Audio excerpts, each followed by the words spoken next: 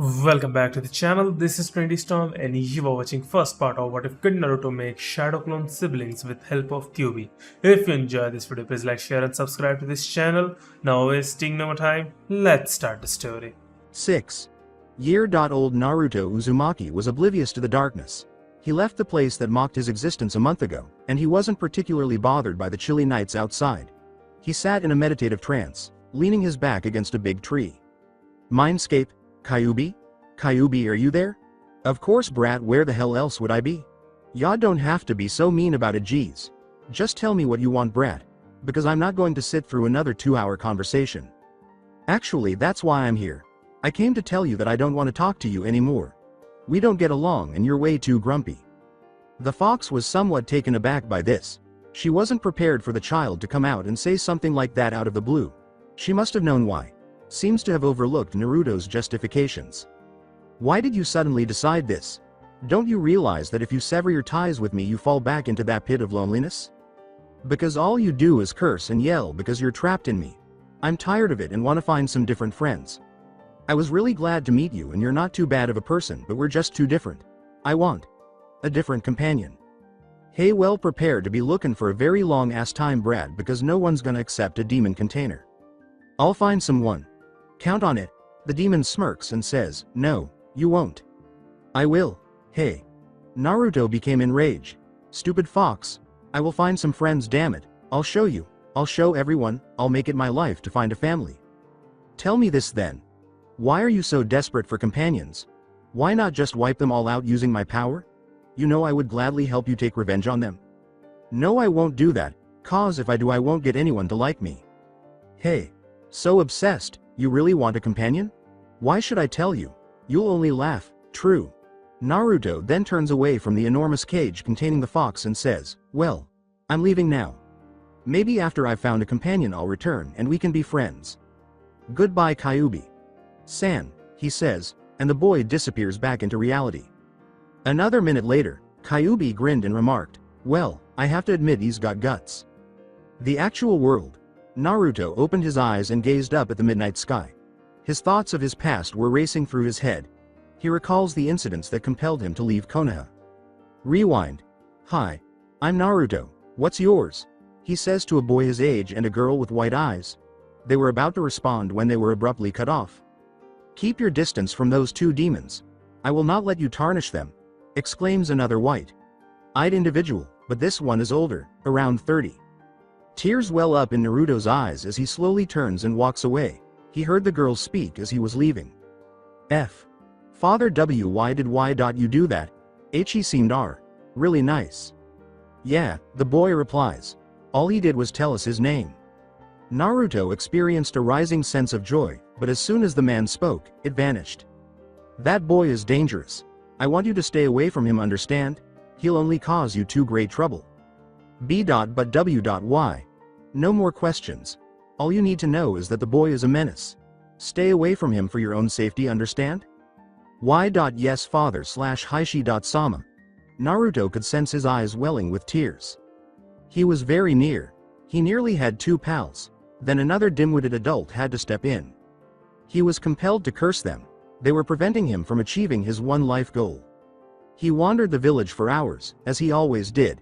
He eventually realized after that day that he would never be able to make friends. Not while the adults were constantly interfering with the other kids. He needed to find someone else who was alone. He needed to find someone similar to him. Ultimately, he reached that conclusion. He headed for the river, wondering where he could locate a child like that, when he unexpectedly ran into someone. The voice is cold and says, watch where you're going, Dobi. Regaining his composure, Naruto turns to face the voice's owner. He was not older than the boy. He had jet black hair that was parted into two long bangs in the front and spiky in the back. He was dressed in a blue shirt and white shorts. Naruto smiles and extends his hand without thinking. Hi. My name's Naruto Uzumaki. What's yours? After a startled flinch, the boy with the raven hair says, my name is Sasuke of the Great Uchiha clan. Uchiha? That's right. We of the Uchiha are the best. What makes the Uchiha guys so great anyway? Shut it, Dobi. Naruto scowls. With that, the boy turns and walks away, but not before saying, well, whatever. I'm leaving now. And I do know about the Uchiha guys and how they were all killed. If you ever need a friend, I'm here. I know what it's like to have no one. The raven hair is shocked by this, but he quickly brushes it off. Dobi could never know how I feel, he declares, foreclosing himself in the life of the sulky prick. Naruto's thoughts kept returning to the two he nearly befriended as he strolled through the village. Although he didn't get their names, he was certain that he would have if it weren't for that foolish old man.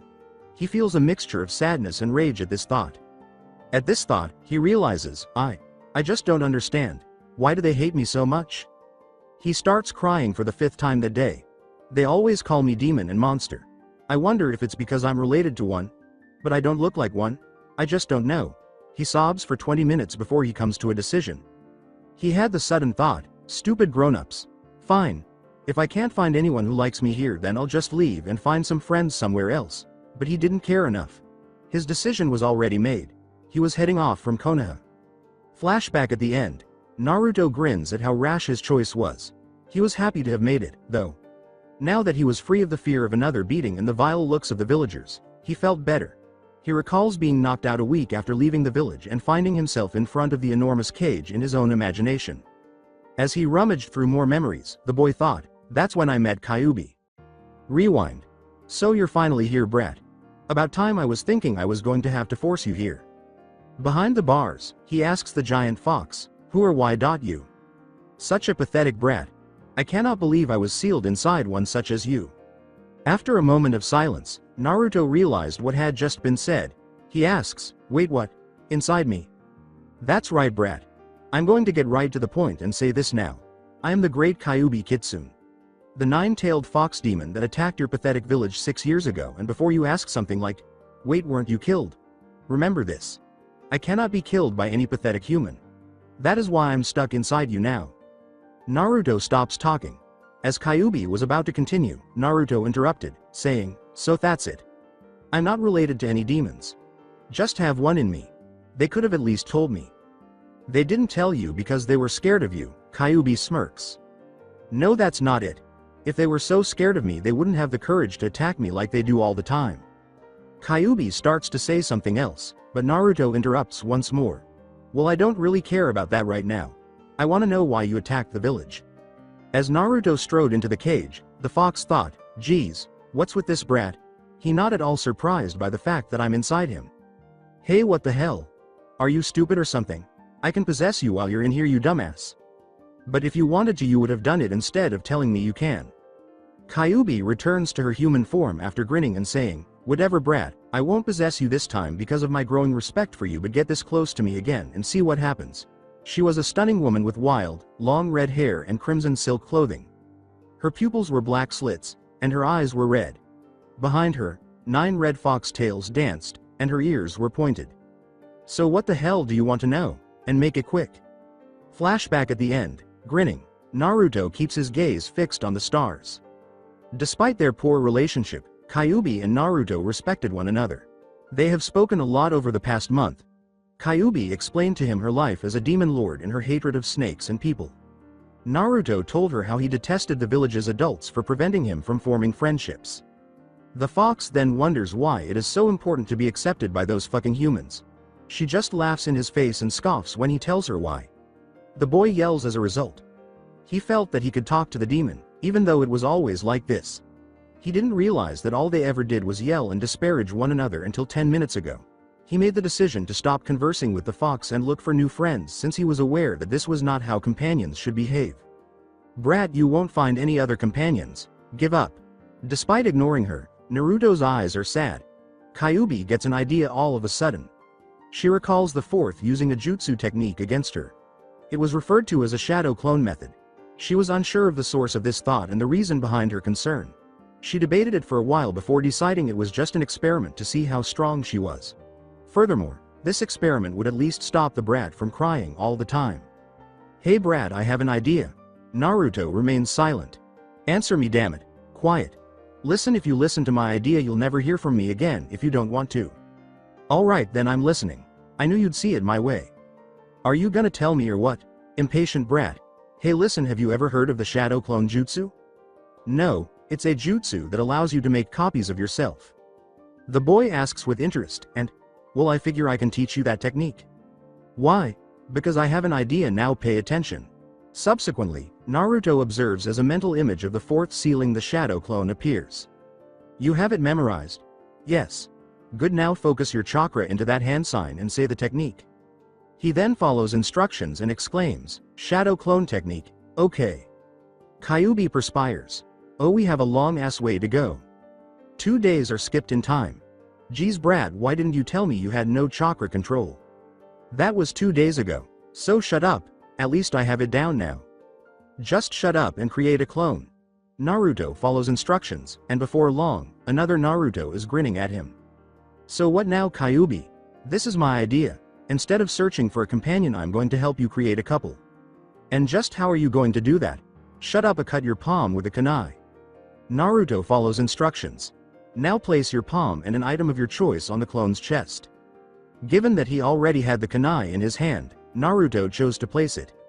Remember to keep your hand on his chest at all times until I'm done. What are you do? His hand abruptly starts to glow with the red chakra of the Kyuubi, cutting him off. Hey. What are you doing? Just watch, and keep your hand on the clone. Naruto then observes the red chakra flowing from him to the clone. On the clone's chest, he observes the chakra gradually forming a complex spiral design. He observes the color changes in the clone's eyes and hair. With yellow tips at the spikes, the hair turns from yellow to dark gray. On the back of his head, a patch of hair abruptly lengthens toward his lower back while maintaining its vivid yellow hue. The eyes become light gray instead of blue. Kyuubi tells Naruto he can take his hand off once that is finished. When he does, a bloody handprint remains on his chest, along with the kunai and a glowing red spiral. Kyuubi declares, now this is the best part. Naruto started to inquire about the highlight, but is cut off when the clone lets out a startled yelp. Why? Suddenly, a tendril of red chakra held up the kunai on his chest, which was hovering a foot in front of him. The red spiral was heading for the stomach, while the blood was ascending the chakra to the kunai. Fox, what did you do? Shut up, it's almost done, brat. When the spiral eventually lands on the clone's navel and disappears, Naruto watches in bewilderment. The kunai then receives his blood. As the blood covers the kunai and appears to liquefy it, his perplexity only intensifies. The strange mixture of blood and liquid metal shoots back at the clone before he can say anything more, and in a flash of light, it vanishes inside him along with the red chakra. Naruto asks, what did you do? A boy who is the same age as Naruto is revealed when the light goes out. As of right now, nothing appears to have changed, save for the fact that the boy is surrounded by several bubbles of liquid gray metal that resemble lava lamps. Alright, let me explain what I have just done. That would be nice. Let's see how I explain this. Okay, You see, I got sick of your constant tirades about companions, so I tried to stop you by telling you that there was no hope. When it became clear that I was the cause of the problem, I started to think. And I came upon the shadow clone jutsu while thinking about it. I thought I'd show you how to use this method, then tweak it a bit. How? By using your blood, some of my chakra and an item of your choice. With these I was able to create a perfect clone of you. A copy that will not puff away in a cloud of smoke when injured. In short, I created another human with its own chakra coils in your blood. Then what was the kunai for? That was so I could give the human its own ability. I combined it with the blood and made it a part of him. A bloodline limit, if you will. So that's what those bubbles are. Correct. This copy is literally a DNA clone of you. He has his own chakra source and will grow as any other human. He is what one would call your brother. You made me a brother? Yes. And you gave him some of your chakra as your own. Correct. Naruto sensed his mouth changing. One of the largest smiles he has ever worn covers his face in less than a second. Hey Kyuubi. What? Do you think you could do that again? Fine, but I'm not going to do it more than 2 more times. Thank you. Despite his best efforts, Naruto was unable to conceal his joy and appreciation. He never took his eyes off that enormous smile. Hurry up and create 2 more clones. He does and looks forward to more training. What items are you going to use? Naruto looks around while rubbing his chin. A black feather catches his attention. I'll use this feather for one of them and I guess the other one. They don't all have to have a bloodline limit, you know. With a sigh of relief, Naruto cuts his palms and presses them against each clone's chest. You ready? Yeah, let's do it. Kyuubi smiles. She starts the process of giving Naruto 2 more siblings by saying, I hope the brat is ready for a different change in the one who has no bloodline limit. Where? Where am I? Where did I come from? I don't remember. All I remember is suddenly appearing. Wait. Who's that? He looks like me. What's he doing with those other guys who look like him? The clone observes as Naruto transforms the two lookalikes by doing something with red chakra. One of them starts to change first, and he watches in wonder. His hair is becoming silky and black with yellow flecks. A pair of shimmering black wings emerged from his shoulders, and his eyes formed a black ring around the bright blue irises. He exclaimed, "No way," as two vivid yellow feathers emerged from his forehead. The second clone's hair, which had remained blonde, grew to shoulder length and straightened out. His lips became fuller and his features softer. His waist and hips were the last to change. They appeared to become slightly more rounded. What's happening? When the blonde boy who is doing everything speaks up out of the blue, he gets his response. Hey Fox. You didn't tell me you could make girls too. So what? I don't care, you could have told me. No, I don't want you to take her away. I'm glad to have a sister. Stop calling me brat. Stupid Fox. Whatever, thanks for the brothers and the sister. Yeah, I'll repay you someday. I never go back on my word. For an entire minute, the clone stares at Naruto before erupting in laughter. Soon after, the other two followed. After finishing his argument with Kyuubi, Naruto was complaining that he was relieved he would never have to speak to her again when three voices burst into laughter. The girl says, "Ha ha. You're really funny." The boy with the wings exclaims, "Yeah, you're totally crazy." The final boy could only chuckle aloud. Naruto looks at each of them and smiles. He observes their expressions. Even down to the three birthmarks that resembled whiskers, they were all exact replicas of one another. When they have finished laughing, he turns to face the girl and the winged boy. He asks, So? With a raised eyebrow, Naruto makes another attempt. Quite doing that, exclaims Naruto, more giggling. Before the clones were at last inclined to ask questions, this went on for 20 more minutes. The winged boy asks the other three, "So who are you?" "My name's Naruto. Naruto Uzumaki." The other two appear perplexed. The girl says, I don't have a name. At least I don't think I do. Me2. The winged boy rubs the back of his head sheepishly and says, "Ya know what? I don't either." Naruto grinned. "That's okay. I can give you names," he responds. The girl asks, "Like what?" "I dunno. What do you want to be called?" "How about Akira? Akira Uzumaki. I like it." After grinning, Naruto turns to face the boys. He observes the wings and the liquid metal that floats, but he ultimately chooses not to give them names based on their capabilities. He looks at the boy with the yellow and gray hair. "How about Naruto Uzumaki? You like that name?" he inquires. "What? But it sounds like your name, so it's still different." He exclaims, Okay, yeah, I like it." Next to speak is the winged boy. "I want to be called Raven." Akira asks, "Is it cause of your wings?" The boy gives an angry nod. "Raven it is then," says Naruto with a smile. "Cool." With a sudden, I have a question," Akira asks. "Yeah? Well, you seem to know a lot, so can you tell us what we are? We don't remember." The three kids become perplexed as Naruto's smile widens. "You guys are my brothers and sister, are really?" Akira queries. "Yeah," Naruto says, "so that's why we look the same." "Yep. But how can we be related? I don't remember any of you," inquires Akira.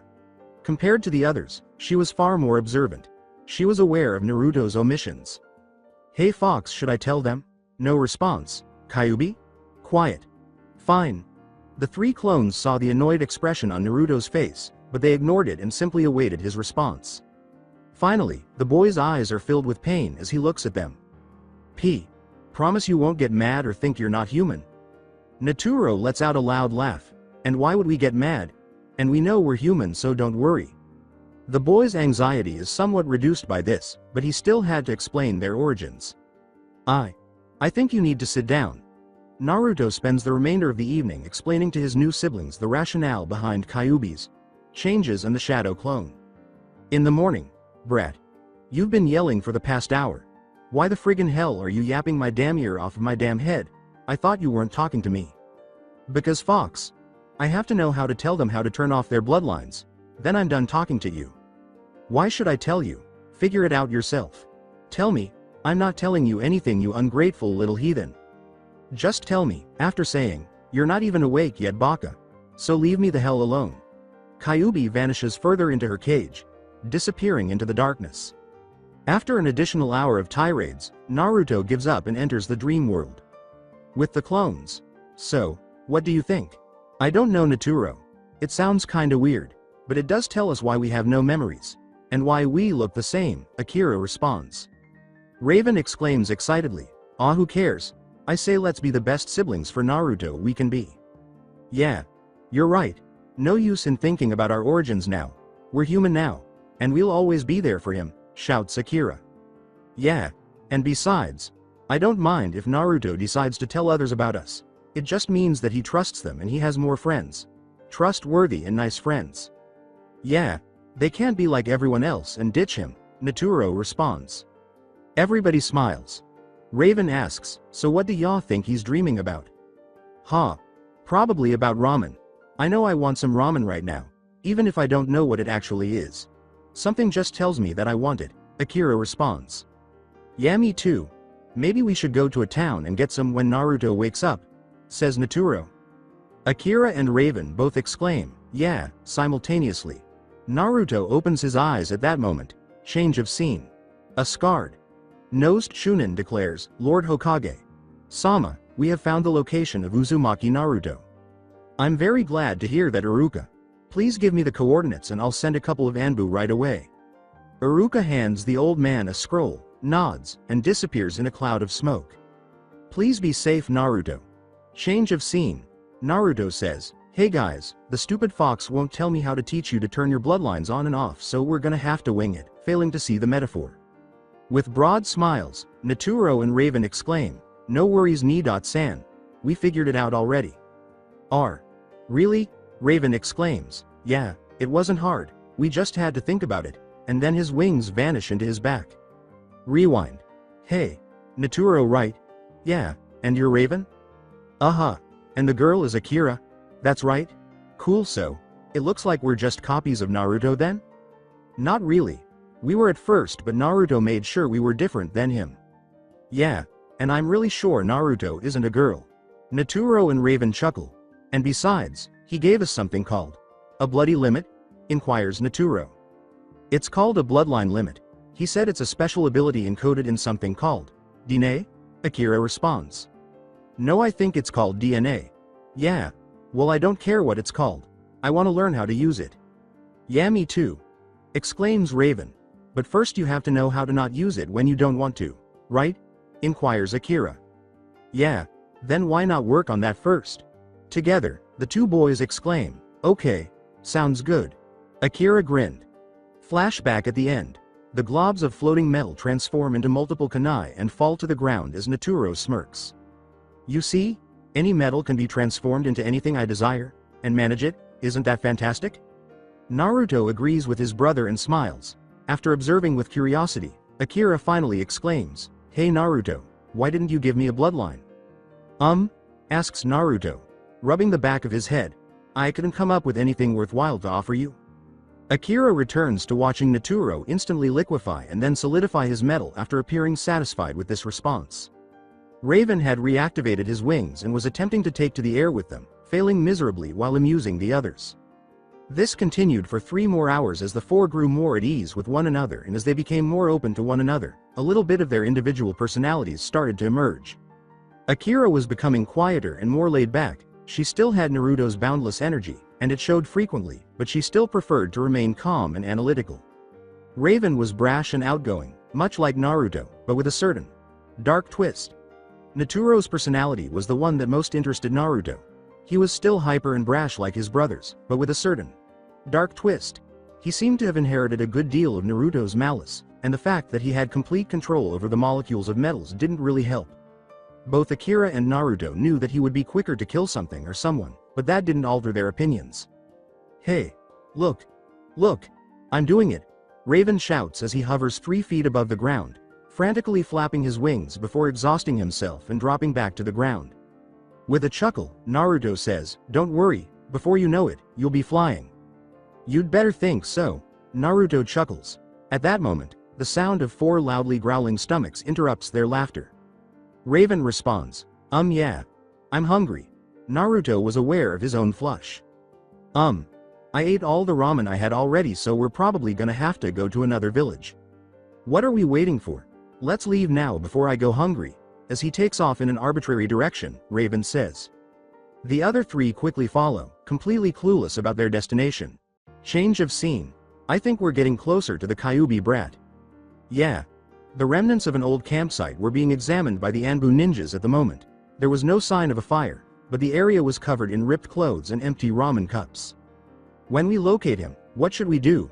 An additional Anbu, donning a dove mask, asks. As directed, we return him to the 3rd. Do you understand that? With a wince, the other Anbu responds, yes, Kakashi, I understand. All right, let's proceed. This camp has been here for more than 2 weeks. Hi. After that, the 2 ninjas fly into the trees and make their way directly to Naruto and his siblings. Change of scene. Naturo and Akira were observing the 2 as they had developed a second head, while Naruto and Raven were grinning broadly. This is excellent. As he bites into another piece of meat, Naruto yells. Yes. This is the most delicious thing I've ever had, Raven says. Naruto explains, that's because you've never eaten before. Oh, indeed. Akira was at her breaking point. What a pair of fools you 2 are. When the person who made this returns and it's gone, how do you think you will feel? Stop talking and eat. As he tosses her a piece of the meat, Raven says. I will not do that. We don't own it. This belongs to someone else. With a shrug, Raven keeps eating. Amazing. Naturo finally says, it's unbelievable that you did that. Simply entered another person's camp and consumed their food. With a shrug, Naruto hands his brother a piece of the meat. See Mon, you know you're hungry too. Take a bite. I'm not gonna. Come on, have a bite, it's incredible, Raven shouts. I'm not gonna eat some else's food. When Naruto says, then gimme back the meat. No, then eat it. No, Naruto was about to say something else when the children are effectively blinded by a dense mist that suddenly rolls in. Hey, why is there fog? Can you hear me, guys? He says. I can definitely hear you, Baka. In addition, I'm standing right next to you, and it only covered our eyes, not our ears. And to support his argument, Raven emerges from the fog and stands beside Naruto. Soon after, Akira and Naturo join. What's happening, anyway? After a minute, Naturo inquires. How am I supposed to know? Naruto says. You are the original, you ought to be somewhat more knowledgeable than we are. Stop talking. I'm not sure, okay? Naruto shouts. I'd be happy to tell you what's going on. This dark, menacing voice, which seemed to come from both everywhere and nowhere at once, paralyzes the children and makes them freeze. It is like death itself. Naruto felt a sharp object's tip suddenly at his throat. Tell me who you are and why you are in my camp, please. Naruto swallows. Look, you were warned not to enter other people's camps and consume their food, Akira shouts. Geez, and now you and Raven are going to kill us, Naturo says. Stop talking. You 2 were going to eat it, Raven shouts. What the hell? Wait a minute. The voice says as the mist starts to dissipate, revealing a man of about 25 years old, with dark brown hair, tanned skin, bandages covering the lower half of his face, and a large gray sword aimed at Naruto. You jerks nearly got cut in 2. Why in the world are you here? The man asks. Naturo interrupts Akira as she starts to respond, saying, that's a whole lot of metal, with a hint of amazement. Don't do it, Naturo, she says, but no one hears her. To the man's astonishment, the moment Naturo raises his hands, the sword starts to twist and warp, and then it jerks out of his grasp and floats toward the boy with the gray, yellow hair, where it liquefies and turns into nothing more than large floating globs of silvery gray matter. What a brat! What did you do? The man screams as the liquid metal forms a big ring and floats over him for a short while. Naturo, you, Baka, Raven, Akira, and Naruto all shout at once. As Naturo glances at the man and then back at his siblings, his big smile vanishes. Aha, I apologize. I was powerless to stop it. Brat, that's all you have to say. My sword, what about it? The man shouts. Oh, I see. I apologize. The man is reunited with his valuable blade a minute later, and he spends the next 10 minutes checking it to make sure everything is in working order. Here's your sword back, Naturo says. Hey, brat. How did you accomplish that? At last, he asks. It's says Naturo with a smile, what's it called? Naruto says, it's your bloodline limit. All right, correct, limit of bloodline. That's all. The man's eyes widened, but none of the children saw the little boy behind him wince. So, these are my siblings, Naturo, Akira, and Raven. My name is Naruto. What's your name? You're in the woods, but why? Hey brat, my name is Zabusa and I should be asking you brats the same thing. Immediately, Naruto's expression changes from that of a hyperactive, joyous child to one that is attempting to deal with a bitter sadness. Well, I guess I could tell you. He replies, I'm listening. Suddenly, Naruto's siblings also become serious. I left Konoha because I wasn't wanted there, Naruto says as he settles in to tell his tale. I left because they detested me and prevented me from making friends. And tell me about yourself. Zabusa points to Naruto's siblings and asks. Only Naruto can tell you that when he's ready, Akira responds. Fair enough. So, why are you in the woods? It's because I'm sick of living in my village. The Mizukage needs to die because he is a rapacious jerk, but I don't currently have the resources to do so. What makes his death necessary? Raven asks. Well, one of the reasons is this. He then moves aside to reveal a young boy dressed in ragged clothes, with a face that seemed very feminine and black hair that was matted and covered in dirt. Haku is his name. In Kiri, I discovered him on a bridge. The last of his kind, he is. Someone with the same bloodline limit as the gray kid there, but with water and ice instead. At this point, Naturo beams broadly in Haku's face. Like me, you have a bloodline limit? Awesome. Haku winces and remains silent. He's still shy, so back off a little brat, Zabusa says. Sorry. Two Konoha and Bu ninja leap from the trees into the center of their camp, forcing Zabusa to stand up again after strapping his sword to his back. Naruto Uzumaki, you must return to Konoha with us. Brats. Could you please tell me what the hell is happening? Nobody utters a word as Zabusa fingers the handle of his sword and growls. Uzumaki Naruto. The silver-haired Anbu says, it's time for you to go back to Konoha. Naruto glared at the two Konoha ninjas before responding. Zabusa.san. Is it possible to kill them? The two ninjas' eyes enlarge a little as a result. Zabusa? The hidden mists demon? Why are you here? No brat, I'm not killing anyone, and I'm not required to respond to that question. I barely know you, and I don't have any issues with these two. After a brief moment of pouting, Naruto resumes his glaring at the two Anbu. Uzumaki Naruto, you have to return to Konoha immediately. It's the Hokage's orders. I'm not going back to that place. The Anbu with the silver hair takes a step forward. We'll bring you back by force if we have to. Naruto starts to run, but he is slung over the man's shoulder and raised into the air before he can even take a step. Relax. Build-a-me. I have no desire to return. I am denigrated by foolish adults. I'm sorry, demon, but you must always be watched. The other Anbu said, that means you are not permitted to leave Konoha.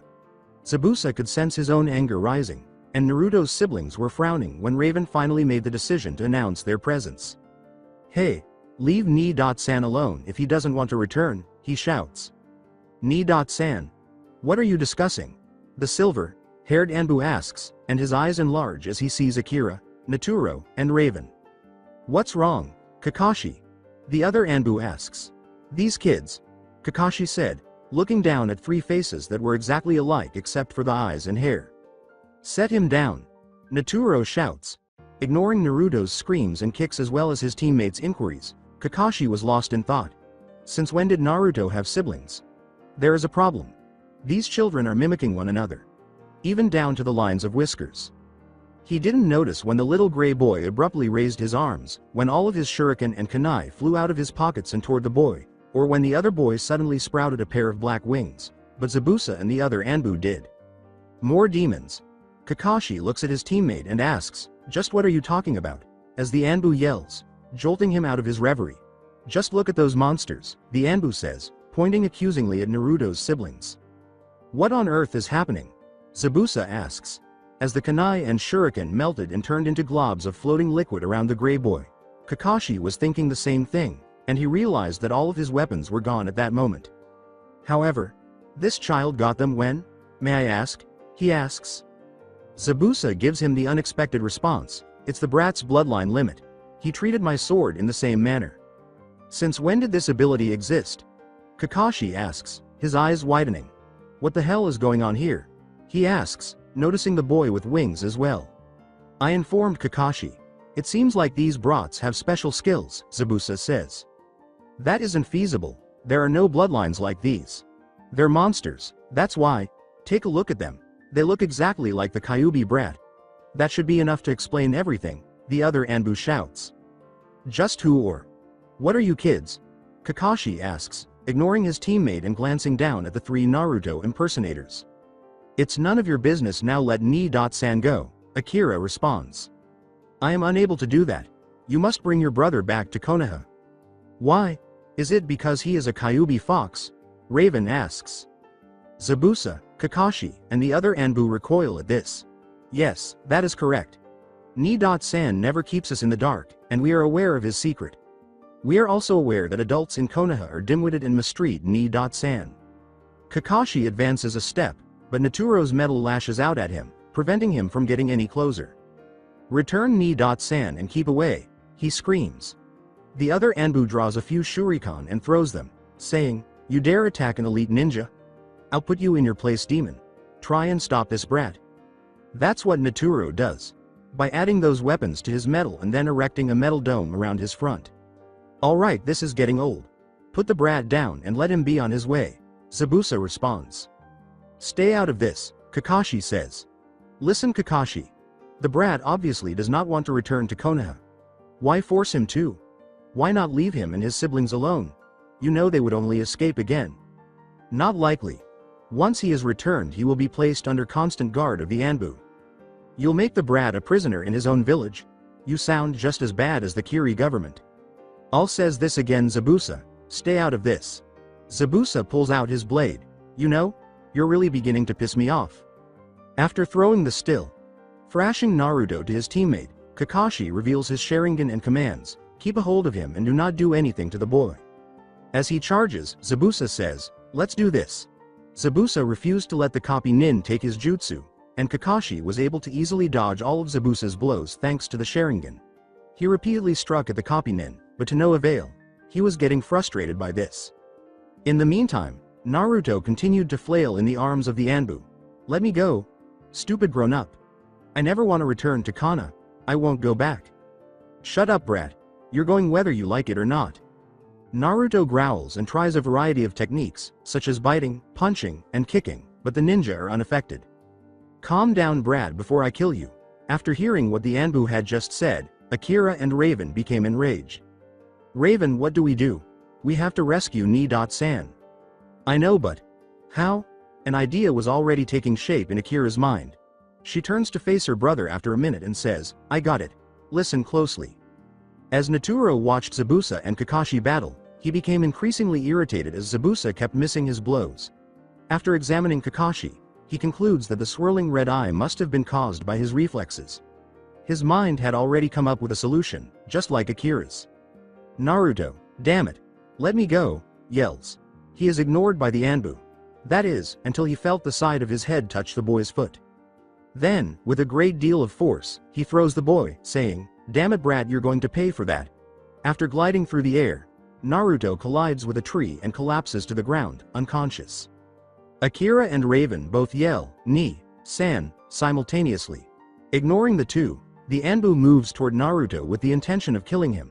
I don't care what Kakashi or the Hokage has to say. You die tonight, demon. Just as Kakashi was about to use his trademark ninjutsu to end the battle after avoiding another blow from Zabuza's sword, Zabuza struck again. Kakashi dodges the sword with a smirk, but the moment Zabuza's sword abruptly twists and flies directly at him, the smirk disappears. Kakashi was gashed in the side because he was unable to react in time. What the hell? Looks like the brat has his usefulness after all, Zabuza remarked with a sly smile. At that moment, he saw Naturo grinning and holding out his hands in front of him. I wonder if you can follow the movements of both me and a sword that moves unpredictably? Then he strikes once more. Raven and Akira were hurrying to Naruto, having completely forgotten their plan. The Anbu drew a kunai and leaned in toward Naruto, kicking them out of the way as they got to him and saying, After I'm done with him, you're next. Akira screams, Naruto Ni-san. Wake up, as tears start to well up in her eyes. Naruto moans and opens his eyes, only to discover that he is in his own head, standing in front of a giant cage in a familiar sewer. When he looks up, he sees Kyuubi looking down at him in her humanoid form. "Geez Brad, it looks like you can't even handle being thrown up against a tree. How pathetic," she grumbles. "Shut up, Fox. Hey, so why is it that you are here? I thought you didn't need me anymore now that you have your siblings." "I didn't choose to be here. Some stupid grown-up from Konoha did this." "I see. So what do you want me to do about it?" "What? I mean, I'm willing to help your pathetic ass out, because if that human kills you then he kills me as well, and I for one refuse to die inside the cage of some human brat." "Shut up, Fox, I don't want your help. Insolent whelp. Take it, and you better be grateful, damn it." Kyuubi then covers Naruto with some of her chakra. Kakashi had multiple gashes and was panting heavily. "Damn. I can't predict the movements of that sword," he replies. Zabuza smirks and says, "Of course you can't." Right now, tiny globs of liquid metal were hovering around Zabuza's sword, which was writhing and twisting like a snake. It appeared as though Zabuza's sword was genuinely alive. "Damn that kid. That ability of his is amazing. I'll probably have to take him out if I'm to finish off Zabuza." Kakashi never got around to it because everyone except the three Naruto related people were frozen in place when a sudden surge of demonic energy tore through the forest. "What the hell was that? That's Naruto ni-san," says Naturo with a smile. Kakashi's gaze enlarges. "No, it's not possible. The seal can't be broken. What the hell kind of energy is this?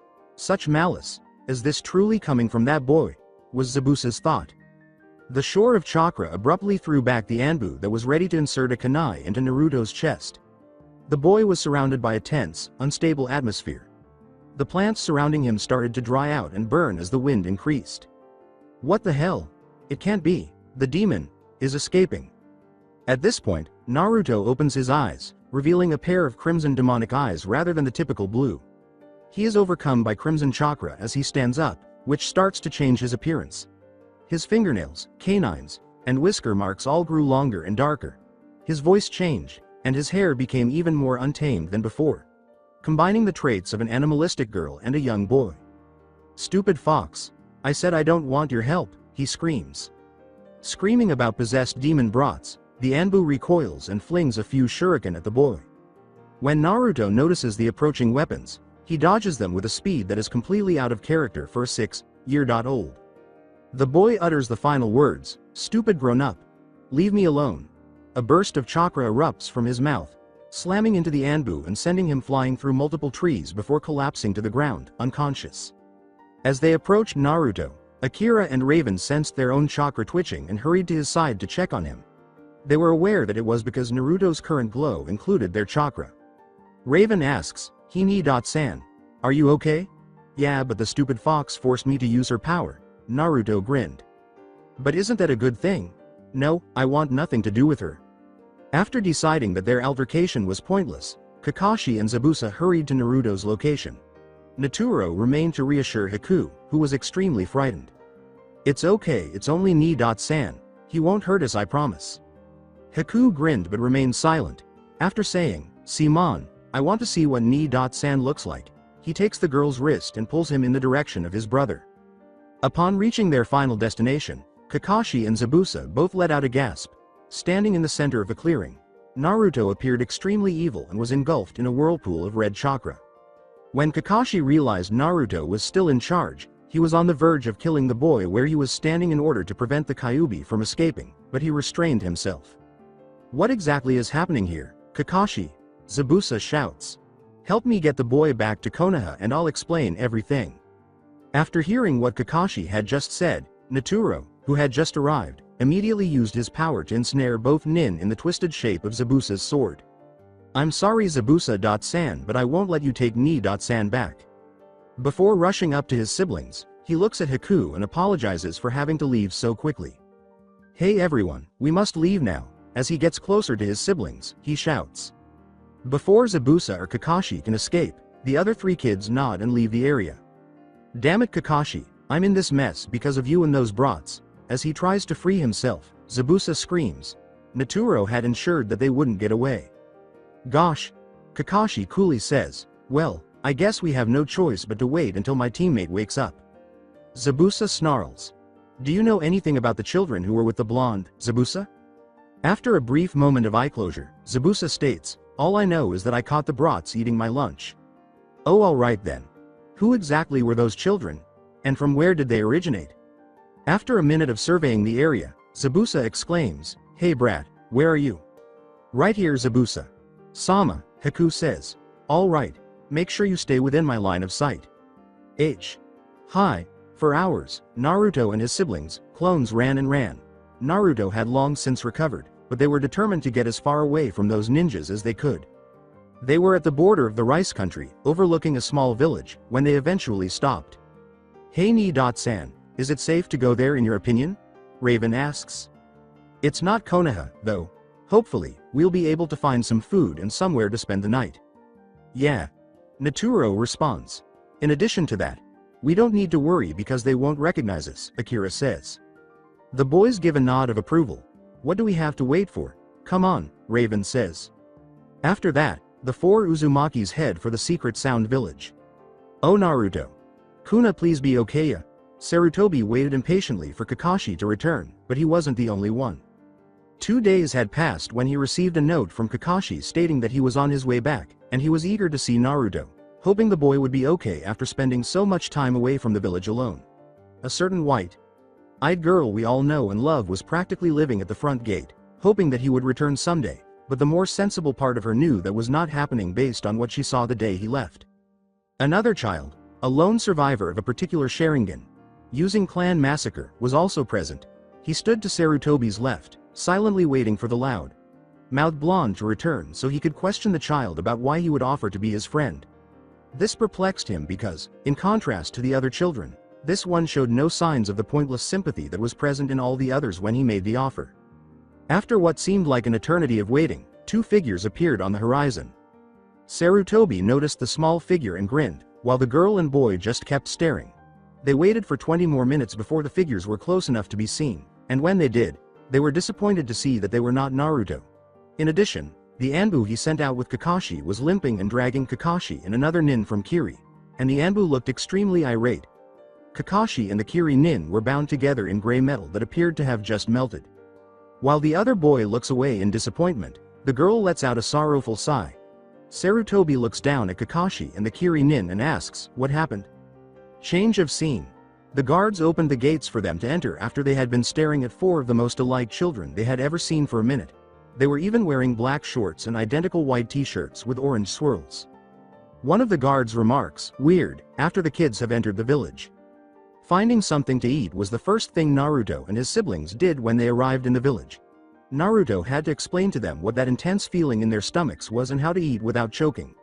Raven didn't pay much attention because he ate automatically when he took Zabusa's food, but they all enthusiastically agreed when Naruto suggested that they get some ramen. Yes, Ni-san, I have been meaning to ask you what ramen is. Akira says, something in my head tells me I want ramen ever since we were made. Naruto smiles and points them in the direction of the closest ramen stand. The clones astonished. Raven exclaims, wow, amazing. This stuff was made for gods. While Naruto just perspired, Naturo and Akira were nearly identical. Since they had clearly never eaten before, the concept of taste was completely foreign to them. Even Raven was unaware that different foods had distinct flavors. The owner was both amazed and alarmed by the 4 of them as they devoured bowl after bowl of ramen with such fervor. They were receiving odd looks, but they were totally unaware of it. Until the rumors that, no way they're going to break his record, started to circulate. What are you serious, him? This could be trouble. Who cares? It's about time if you ask me. The 4 siblings continued to eat frivolously. They both went back to eating at the same time, happy to put on a show for everyone. The 4 of them were still eating 10 minutes later. According to the excited murmurs, they had long since broken the record. This should have been impossible, but for these 4, it wasn't. They were each on their 17th bowl. Naruto was able to consume large quantities of ramen because he had essentially consumed it throughout his life. The only thing that could satiate the clones' overwhelming need to have that flavor on their tongues was to maintain a constant flow of it, as their brains were too overwhelmed by the taste to stop them. They are Naruto clones as well. When a plump boy with orange hair walked up, they noticed the attention they were receiving. The plump boy exclaims, "Hey, what's going on in here? Who do Toy think you are?" As Naruto, Raven, Akira, and Naturo begin their 18th and last bowl. First up is Naturo. Hey Ni-san. That was the greatest experience I've ever had. When can we eat ramen again, huh? Huh? Unless we find some more money, we're not eating again, Naruto snarls. Come on, let's go grab some, Raven exclaims. I agree, I don't know if I can live if I never get to eat again, says Akira. Naruto perspires. Of course you can't survive if you never eat again. I'll have to remember to tell them that. You better brother, they have much to learn. Why are you talking? I thought you were never gonna bother me again. Kyuubi was a little surprised. He's serious, she realized, along with another feeling that she couldn't quite identify. Hey. A boy who is slightly older than the four siblings is glaring at them when they turn around. Well, given that his siblings are technically a little older than Naruto, he is a bit older than Naruto. I asked you a question. Who do you think you are coming in here and trying to take over my ramen stand? Akira furrows her brow. Your ramen stand? I don't see your name on it, but that doesn't matter. We just came in here to eat. Don't play stupid. I know you came in here just to break my record of the most ramen eaten. No, fat boy, we just came in here to eat cause we were hungry, Raven responds. The boy pauses his tirade to observe that the four children have already left. I'm not fat bastard. That's it. I challenge you all to a contest. I will regain my title as ramen champion, he exclaims. Naruto felt a little uneasy, as did his siblings. Man, I hope everyone isn't as cuckoo as that guy was, Raven says. Naturo snickers as Naruto and Akira nod. Raven asks, well anyway, what do you want to do now, Ni-san? Naruto touches his chin and responds. Well, it's still noon and we're not leaving until tomorrow, how about we train a little? Maybe we could get someone to teach us something. Raven exclaims, that's a great idea, Ni-san. Akira responds, yeah. The stronger the better. That way the grown-ups will leave Ni-san and us alone, as the four depart to find a suitable training base. Change of scene. Sarutobi became a little concerned as Kakashi described the events involving Naruto, Zabuza, Kakashi's teammate, and, finally, those children who claimed to be the boy's siblings. So you're telling me that not only do these kids look exactly like Naruto, but two of them had some unknown bloodline abilities? Yes, sir. One of them has gray and yellow hair and is responsible for binding me and Zabuza. It appears his abilities involve manipulating the property and shape of anything made of metal. Sarutobi furrows his brow. And what was the other's ability? Kakashi exclaims with a sigh. This other kid has the ability to sprout a pair of black wings in order to fly. It is apparent that he hasn't mastered them though. The girl appears to have no special abilities. He turns to face Zabuza and says, ESC, anything you would like to add? He then reveals a small, disheveled looking boy. Not really, except the look in the blonde's eyes. The one who Kakashi was after, it was a mirror image of the look in Haku's here. It's my guess this village is the reason for his pain and that's why he left. He's determined not to come back and those siblings of his are strong. Going after them in the future might prove to be a mistake, it could even result in someone's death. How so? Asks Sarutobi, his eyes full of concern. Well, there's something weird about that Naruto kid. That chakra he released. Sarutobi lets out a gasp. Did he lose himself? Don't know what the hell you mean, but he merely used it to take out this guy, points to Kakashi's partner, and run off fast, I might add. That is all dismissed except for you, Zabuza. I have a proposition for you, sighs Sarutobi once more. Change of scene. Akira was engrossed in her own routine of punches, kicks, and push-ups. Naruto was muttering something about an aching head as he practiced the shadow clone to improve his chakra control. Naturo was complaining about not having any metal to work with and instead concentrating on punches and kicks. And Raven was cursing at his wings but getting a little higher each time before falling back down to the ground. Sweat trickled down her brow as she thought, it doesn't mean I won't be as strong as my brothers just because I don't have special skills.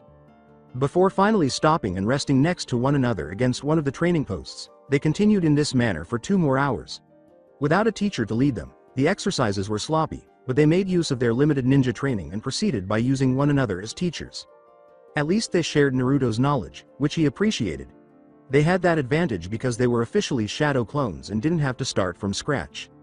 Hey Ni. Sana, what's it like to be a baby?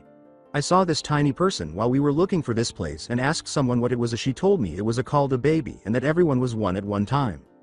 With a sigh, Naruto says in a sorrowful voice, being a baby means you're weak and totally defenseless. All you can do is cry when someone tries to kill you. In prison, Kyuubi lets out a sorrowful sigh. Idiot human, her mind said. But I wasn't a normal baby, and normal babies are loved by everyone. It's what you're called when you're just starting your life, I think. Wow, so that means Akira, Naturo and I are babies too? Naruto chuckles and responds, yeah, big babies. For some reason it doesn't sound very cool when you say it like that. Naruto simply chuckles, his past melancholy abruptly gone. Change of scene. What are you going to teach us today, Orochimaru? Sensei, I want to get strong quickly, exclaims a boy with brown hair and spikes. Shut up, stupid loudmouth, a girl with reddish pink hair screams. Oh, like you're one to talk, a boy with 6 arms says. The girl yells, you shut up too, ugly freak boy. Orochimaru gestures to 4 kids and says, why don't you all shut up and look? We have guests. The girl frowns. Who do these assholes think they are? This is our spot, she screams. With 2 blank blue eyes and a black rim around the iris, one of the kids gazes up at her. Man, is everyone in this place stingy? San, let's leave, he replies. Kukakua, what's the hurry, young ones? 4 siblings' point of view. Kukakuku, what's the hurry, young ones? Asks the strange snake man, as Raven described him, as they turn to go. As he turns to face the group, Naruto asks, don't you want us to leave? Since this is your spot and all. Kukuku, such a sarcastic child, aren't you? Naruto remains silent. Hey, he asked you a question. When Master Orochimaru asks you a question, you answer it, shouts the youngster. Peeved as if we'd ever listen to what a grown-up has to say, and you're stupid for calling him master, Raven replies. While the man merely smirks, this infuriates the 3 opposing kids. Kukuku, you seem full of confidence even if you are an insolent brat. Perhaps you would be singing a different melody after a spar with my students? Yeah, we'll teach you to respect your betters. And why should we fight with your students? It seems pointless, Akira responds. I say let's do it. Then we can leave this stupid village and go somewhere else, Naturo responds. Observing his students, Orochimaru looks down. You heard them. Teach them respect. With unexpected speed, the girl rushes forward, directly at Raven, and slams her fist into the boy's stomach, sending him reeling back a few feet. Akira's fist slams into the side of her head, interrupting her as she smirks and tries to charge again. The girl falters, but she doesn't react. She kicks Akira in the stomach after saying, is that the best you got, weak ass? The 6-armed boy was struggling a little more with Naruto, who had some skill at avoiding blows because he had been attacked by people all the time growing up. He dodged the flurry of kicks and punches that were coming at him, but he was unable to defend himself. The boy kicks Naruto, but it is dodged, and he yells, hold still, coward. Naturo was giving it his all. Given that his opponent drew multiple kunai first, only to have them solidify and melt around his hands. Naturo did not attack, but he taunted his opponent while avoiding his severely inhibited punches with ease. Is your master really all that great? You're weak and stupid. If you was more like San over there. He points to Naruto, who was making the 6-armed boy look stupid. Then you wouldn't have to depend on some grown-up for strength. Shut up. You know nothing. Raven was upset. Although she was quick, could the girl really fly? No, remembering that he couldn't either, he reasoned with himself. He complains, stupid wings, before joining Akira in the attack on the girl with the reddish, pink hair. After avoiding a vicious kick and tripping over a rock, Akira was trying to think of a strategy when Raven appeared out of nowhere and slammed his heel into the top of the girl's head. The girl collapses to the ground, rubbing her head and yelling obscenities. Reven, you idiot, she's the enemy, not me, stupid. Sorry. You moved at the last second. I had no time to react, Raven says with a sheepish smile. Whatever. Listen, I have a plan and it involves your wings. Orochimaru watched with mild curiosity. These kids show a little bit of promise. He disappears to investigate the identities of these 4. After dodging a left hook, Naruto decided that avoiding the 6-armed boy alone was insufficient and moved closer, slamming his fist into the boy's jaw to knock him unconscious. Despite the clumsiness of the punch, Naruto's strength allowed it to be effective. While rubbing his knuckles, Naruto looks at his siblings. With his opponent's hands still trapped, Naturo lifts the metal and hovers it in the air, saying, okay, I've had enough. After a few seconds of the boy hanging pointlessly in midair, Naturo leaps to his feet and kicks the boy hard in the jaw. The reddish, pink Haired girl was about to attack again when Raven appeared out of nowhere with two enormous black wings, blinding her and scattering feathers all over the place. "Go Akira!" shouts Raven. Akira leaps as high as she can into the air after landing on her brother's shoulders. Raven jumps after her, flapping his wings once hard to give himself an extra boost. He approaches from behind, seizes her outstretched hands, flips both Akira and himself forward once, and then lets her go in a forceful human girl front flip. Akira spins toward her stunned opponent while tucking into a tight ball. At the last second, she untucks and drives her foot into the ground in front of the girl, scattering rock and dirt. Still in shock, the girl collapses onto her butt while gazing at Raven. Akira exclaims, "Raven, you baka! You missed," when she discovers that the girl's head has not been removed by her foot. "I missed. You're the idiot who waited too long to attack." "Shut up. It was your fault and you know it. Hey, just be glad I even decided to help you, stupid girl." She's in Raven's face now, asking, "What? You want to say that again?" As Naturo and Naruto were about to depart, he exclaimed, "Come on, both of you, before you get left behind." Both kids are at Naruto's side right away. After several minutes, Raven asks, "Hey, where'd that snake guy go?" As the four of them get closer to the village's exit, Naruto says, "I don't know and I don't care. Let's hurry up and get out of here." Akira asks, "Hey Ni-san, where are we gonna go now?" "Somewhere away from here. Man, I hope whoever we meet next isn't as crazy as the people here," Naturo says. "Yeah, hey wait, we forgot to get different clothes. We'll do that in the next village." After that, the four leave the Sound Village. Hey wait, the reddish, pink, haired girl from earlier is there when they turn around. "Geez, what do you want now? Wasn't your precious training ground enough?" inquires Raven. "Quit talking. I'd like to accompany you all." 4 sets of eyebrows are raised as a result. "That's correct. How is your priceless gown doing? You mean your master?" With a scowl, the girl declares, "I just met him, therefore, stop talking. But don't think about him, now I want to join you all." "For what purpose?" After giving Raven a quick glance, the girl says, "Well, because I want to travel and see the world too." Having no adults to answer to would also be enjoyable, in my opinion. Naruto smiles. "Well, I'm not sure. Ni-san, what are your thoughts?" Raven asks. After a minute of staring into the girl's eyes, Naruto breaks into a broad smile and exclaims, "Of course you can come with us." "Well, if Ni-san says it's okay, then I won't argue," Raven responds. "Same here," Naturo says. "Me too," Akira replies. "What is this guy, the boss or something?" the girl snorts. Raven falters, "Well, sort of, after all he is the one who What? Oh, nothing. Ni-san will undoubtedly tell you later. Whatever, it's your secret, it matters not to me. What's your name, by the way?" Naruto asks. "My name is Tayuya." With a nod, Naruto starts his introduction. "I'm Naruto Uzumaki, the strongest ninja in the future. My name is Akira Uzumaki. Raven Uzumaki is mine, the most talented and attractive one. The names Naturo Uzumaki and Raven is a hyperactive baka." "You mean quadruplets? Well, nice to meet you all," Tayuya says. "Well, we better get going before Snake Man shows up looking for his student, servant, whatever," Naruto says with a joyful grin. With a sly smile, Tayuya follows Raven as the 5 kids leave the Sound Village. "Hey, we had nowhere to sleep at all," Akira says abruptly. "We'll just find a nice spot in the woods for tonight then," Naturo responds. "I just noticed my shirt is torn up in the back of stupid wings," Raven sighs. Akira calls him a fool, but Tayuya smiles. "Where to go next? I suppose we'll figure it out on the way," Naruto said, ignoring his siblings' antics. Tayuya looks at him with staring eyes as Raven spreads his wings and he smiles. HMPH. I was wondering what the real reason was that Tayuya would suddenly want to come with us. He was thinking. He meets Akira's smirking gaze. Naruto just gives his sister a quick wink before moving on. Change of scene. "What do you mean Tayuya left with them?" I'm sorry Orochimaru. Sama, but she told me it was your idea.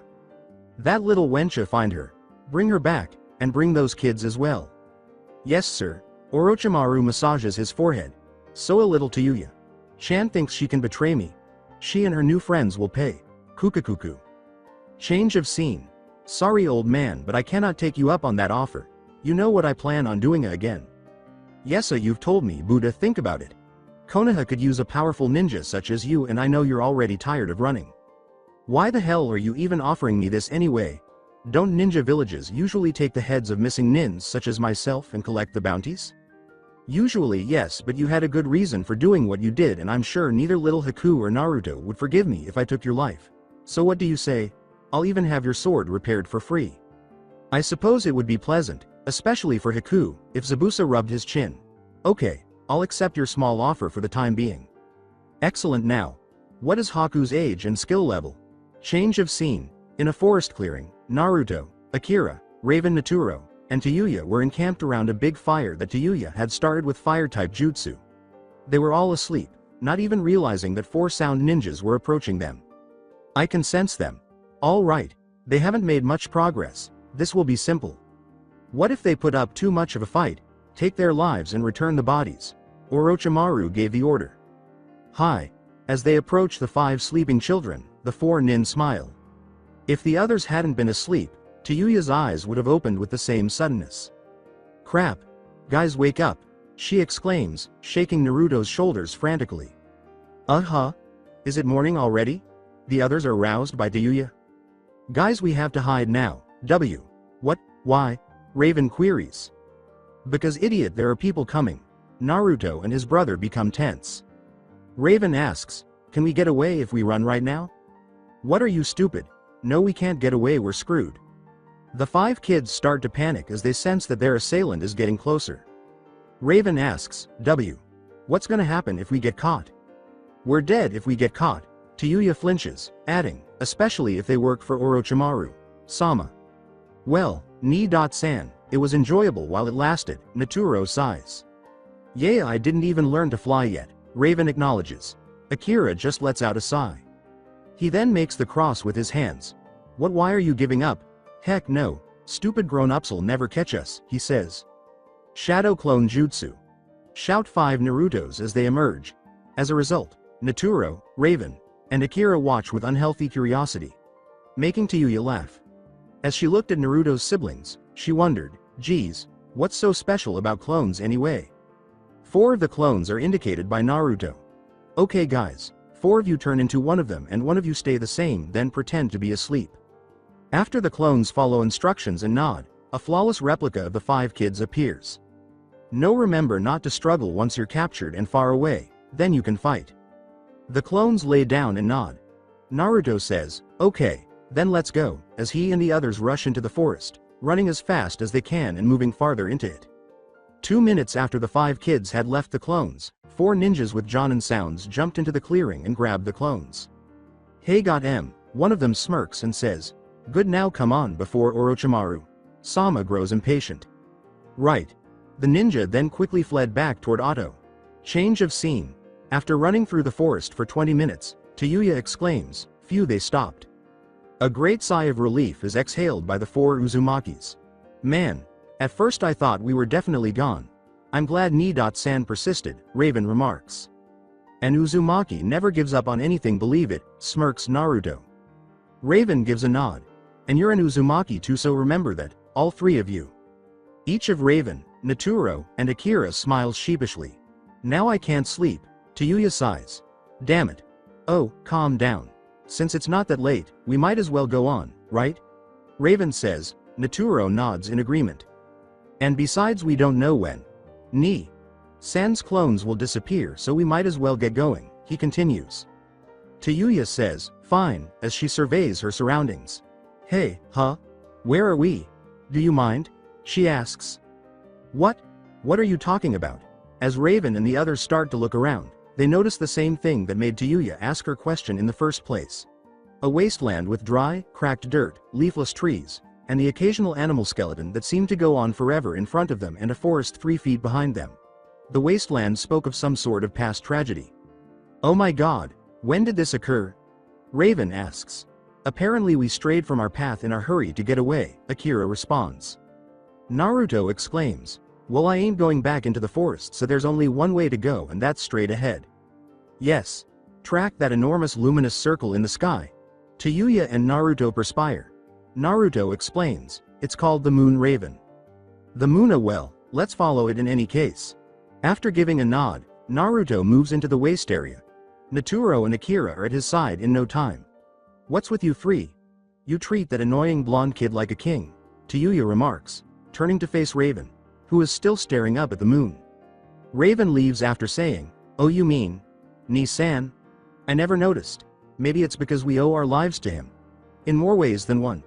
In his mind, he added, "We also owe them to the fox." Before joining the group, Kyuubi lets out a sigh and pushes it from her thoughts. "Geez. Everything is so dead and dry," Kyuubi exclaims after walking in silence for 15 minutes. The silence was like a suffocating air, so she just said this. It had to be broken by her. Akira and Naturo just keep walking while Naruto and Raven chuckle at the irate girl. The kids are abruptly reminded that they forgot their sleeping bags by a strong gust of wind. Kyuubi was reminded of that. While Raven simply activates his wings and wraps them around himself, Naruto, Akira, and Naturo appeared to be immune to the cold. For a minute, Kyuubi chose to ignore her illness and gaze at the boy until she gave herself a mental slap for such indulging. As she endures the pain and shivers all night, she also curses the four siblings for being so accustomed to the cold. Raven notices that the girl is shivering and approaches her, extending one wing. "Hey, you can join me in here if y'all want, it's really warm." Turning away from the boy, Kyuubi blushes instantly. She screams, "Heck no." Raven wraps the wing around himself again and shrugs. Kyuubi shivers once more and glares. As she shivered for the third time, she thought, "Geez, didn't even insist." For another half hour, the five kids travel in comparatively quiet conditions. There was only a relative quiet because Kyuubi's teeth were chattering crazily and her shivering had gotten worse. In addition, Raven made an effort once every minute to persuade Kyuubi to join him in the cozy warmth of his wings, but she consistently politely declined. Now it was midnight. Or so Kyuubi surmised, and the moon was high in the sky, casting a gentle glow over those below. The land appeared to become more desolate as they went on, as though they were approaching the very place where death originates. Kyuubi claimed that Death and Jack Frost were to blame for her extreme shivering. Before the girl can even cry in shock, Raven finally decides that enough is enough and snatches her in his arms. She didn't realize for a half second that the boy was holding her up against his wing. His wing is very warm. The boy blushes as she inadvertently draws him closer. She thought, these things of his are really warm. Raven says, Well, L. Let's get going then, and starts to move. The smirks on his siblings' faces are invisible to him. The clone has a girlfriend, Kyuubi remarks, attempting to engage Naruto in conversation. "Ah, how cute." She sighs after growling because her comment was disregarded once more. They resumed their silent stroll. They knew it was late, but they had no idea what time it was. Naruto continued to complain as they walked for an additional hour, and Kyuubi, who was pushing the boy away from her and blushing a whole new shade of red, realized that she was still cuddled up with Raven. As she prepared to scream at the uninterested winged boy, Naruto abruptly pointed to the left and exclaimed, "Hey look, I think it's a village."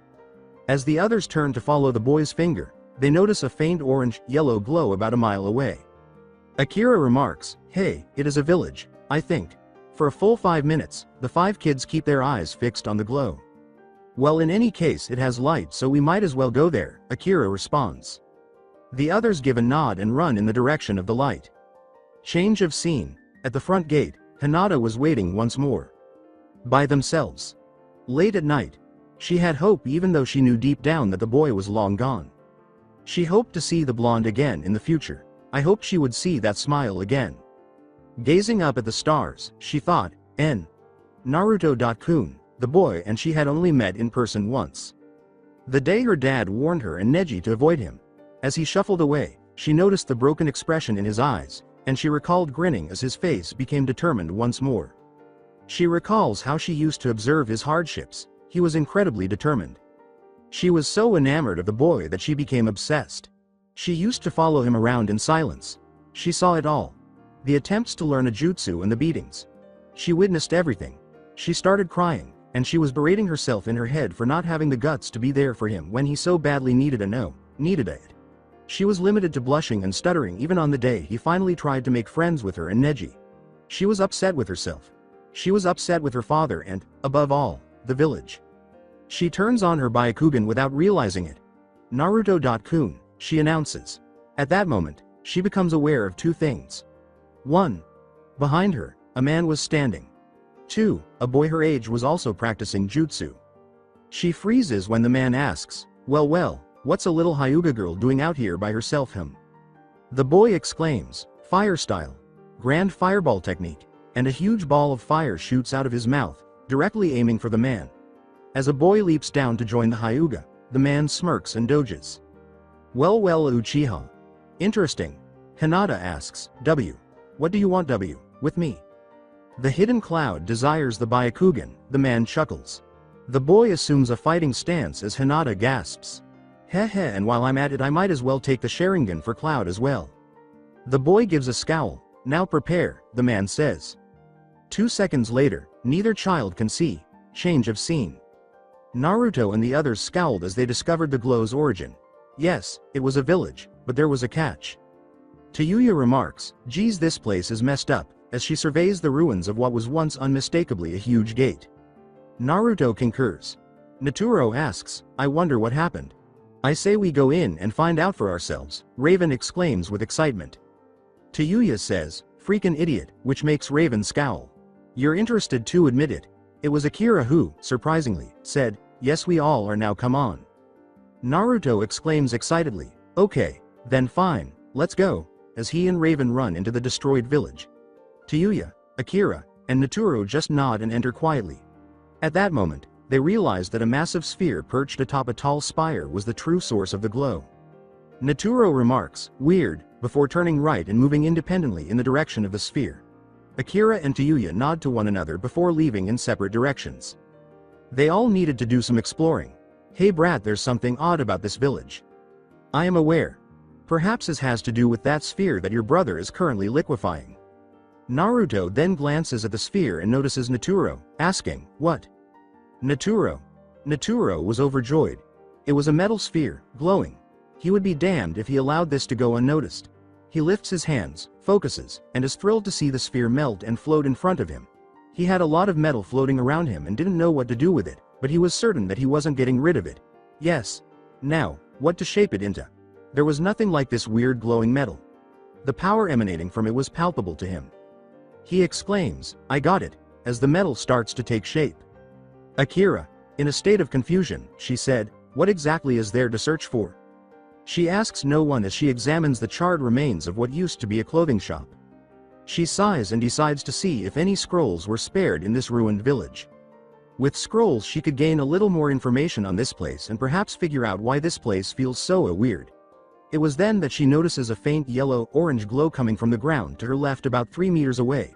She walks over to it with a raised eyebrow and notices that the glow is coming from the frame around the entrance to a passageway that led underground. Not sure if I should Buddha. She then disappears underground.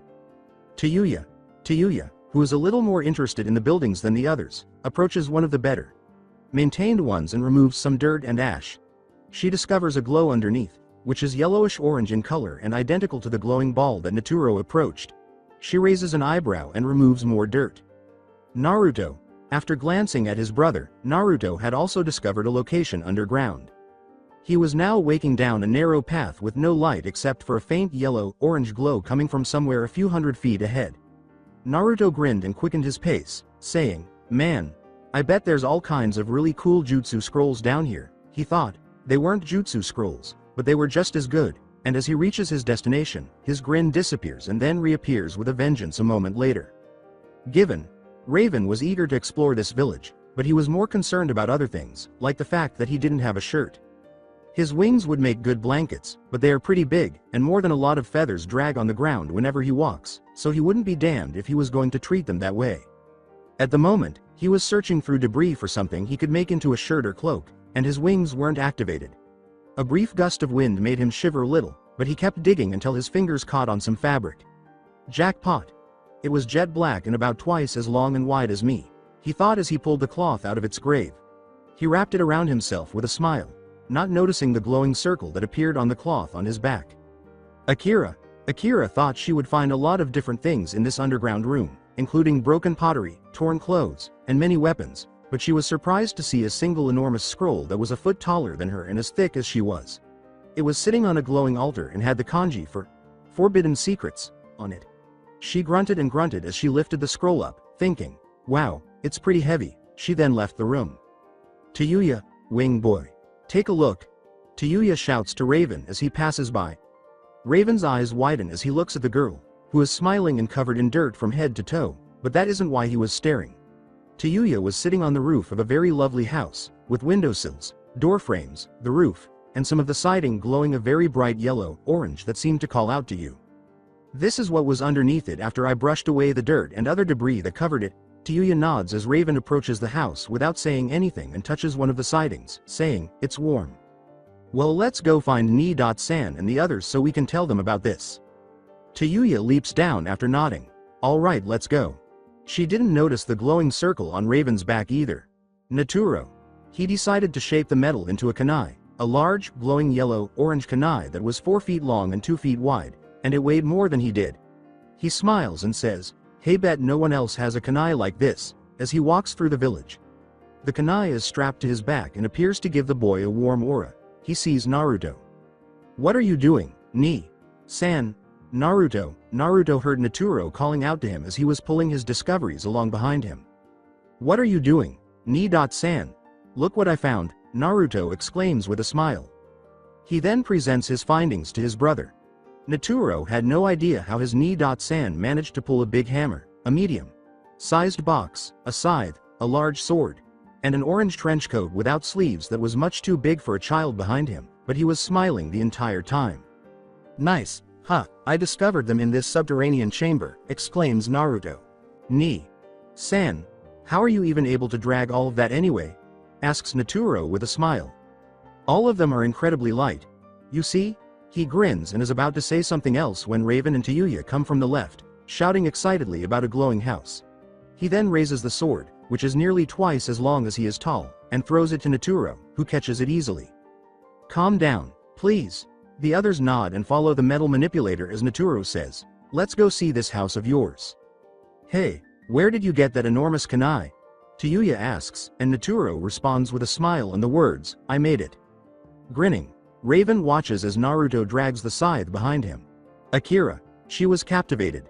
Deep in the forbidden secret scroll of the hidden light villagia that was the village's name, Akira learned everything she could about the village's history, how it operated, and even how it was destroyed. She discovered that this village was likely the strongest ninja village in history, and that it was the envy of all others, including Konoha. She discovered that the ninjas of this former village were masters of seals, and that through these seals, they created a variety of weapons that harnessed solar energy, making them both strong enough to cut through rocks and light enough for even a child to wield. They were true geniuses. They employed light-based attacks, and their taijutsu was unmatched. They had only one clan, a powerful clan whose bloodline abilities were glowing yellow wings and chakra-shaped swords. Akira thinks of Raven and smiles. Villages all over the world wanted to know Light's secrets, especially when it came to their clever seals. The Hidden Light Village was exactly what its name suggests. Hidden in light. They achieved this by strategically placing towers with large metal glowing spheres at the top in various locations throughout the village, enveloping it in a bright dome of yellow-orange light. At night, I could be seen for miles. Their demise resulted from their inability to withstand the combined might of 7 distinct shinobi villages, each striving to gain control over light. Grown-ups are all stupid, Akira scowls as she continues to read. This scroll contains the history and secrets of the hidden light. I leave it for you in the hopes that the village will one day be restored to its former glory. I pray for the rebirth of light. If you have managed to open this scroll and have not been killed by its security seals, then you have a pure heart free from selfish desires and greed. Learn from it. It contains all of the jutsu that is known in the Light Village, as well as every weapon fighting style and even the techniques for our special seals. It is yours now, so keep it safe. Only your closest friends and allies should be able to access it. The first key bearer's descendant, the hero from the world of light, signed. As she read that final message, Akira couldn't help but cry a little, and she hefts the scroll back onto her shoulder before closing it. Watch for Naruto Ni.san to notice this change of scene. Hinata opens her eyes slowly and moans, Where? What H happened? Where am I? She doesn't ask anyone. Ah, I see the little Hyuga is finally awake. Hinata turns to face her kidnapper, a tall man with light brown hair who was sitting next to a fire with a restrained Sasuke. He was taller than the man who attempted to kidnap her 2 years prior. She starts crying. What are you doing, and why? I thought I told you already, the man smirks. Cloud wants Byakugan. S.SOIR. Really have been K. Kidnapped, that's right. Sasuke strains against his ropes, and Hinata starts to tremble. It's useless boy, don't waste your energy. Hinata breaks down in tears. What are you going to do with our bodies, therefore? Her strange-ass question causes the man to raise an eyebrow and almost laugh. Girl, what the devil are you discussing? WLAD, don't you have to kill us or take away our eyes? Yes, that is correct. Other than subjecting us to dreadful experiments, how else could you keep our eyes open? Sasuke says. With a frown, the man approaches Hinata, kneels down, and looks directly into her eyes. Hinata flinches as she says, now you listen to me and listen to me well. I'm not sure what those fools Leaf Nin taught you to think, but be aware of this. None of us at Cloud are murderers. We do not disregard lives or subject children to torture. The Sharingan is a nice bonus, and Cloud has long been pursuing Byakugan's secrets, but I'm getting off topic. We won't cause you any suffering in order to get your secrets. Indeed, Raikage. Sama may simply remove one eye each for you two and return you home. Both kids become a little more relaxed. I take it that you're only going to remove one eye? Yes. We really only need that to research your ancestry. How about us? How are you going to handle us? Sasuke asks. I already told you that Raikage Sama might bring you back to Konoha, or you can leave and go somewhere else, the man says with a laugh. The truth is that once we have what we need, we won't really care what you do with your lives. We won't make you remain in Cloud. After saying, "Is. See ya," Hinata starts to reflect. So, tell me what you're attempting to achieve with Byakugan. I suppose I might as well let you know. Cloud hopes to have its own Byakugan clan. A few chosen people will be implanted with Byakugan after we figure out how to replicate it. We will also do the same with Sharingan. I wonder if it would be possible to merge the two bloodlines. Sasuke smiles and responds, alright, fine. I'll give you an eye with no resistance, but you have to train Hinata and I make us strong.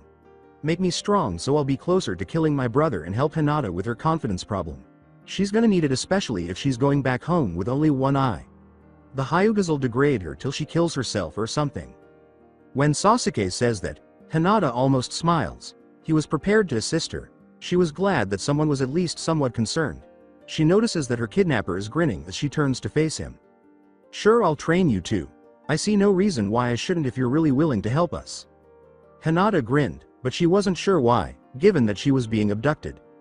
Gazing at the Hyuga girl, Sasuke declares, once we're strong enough we'll go find that blonde kid for you. Hinata's grin widens. The kidnapper says, you're taking this way too damn well. What gives? With an eyebrow raise. Sasuke nods and replies, I really didn't have anything left in Konoha. My clan was wiped out and all Konoha did was baby me with pointless pity. You mean to tell me that I have taken their last Sharingan user? Huh? Those arrogant suckers. HAHAHAHAHAHAHA.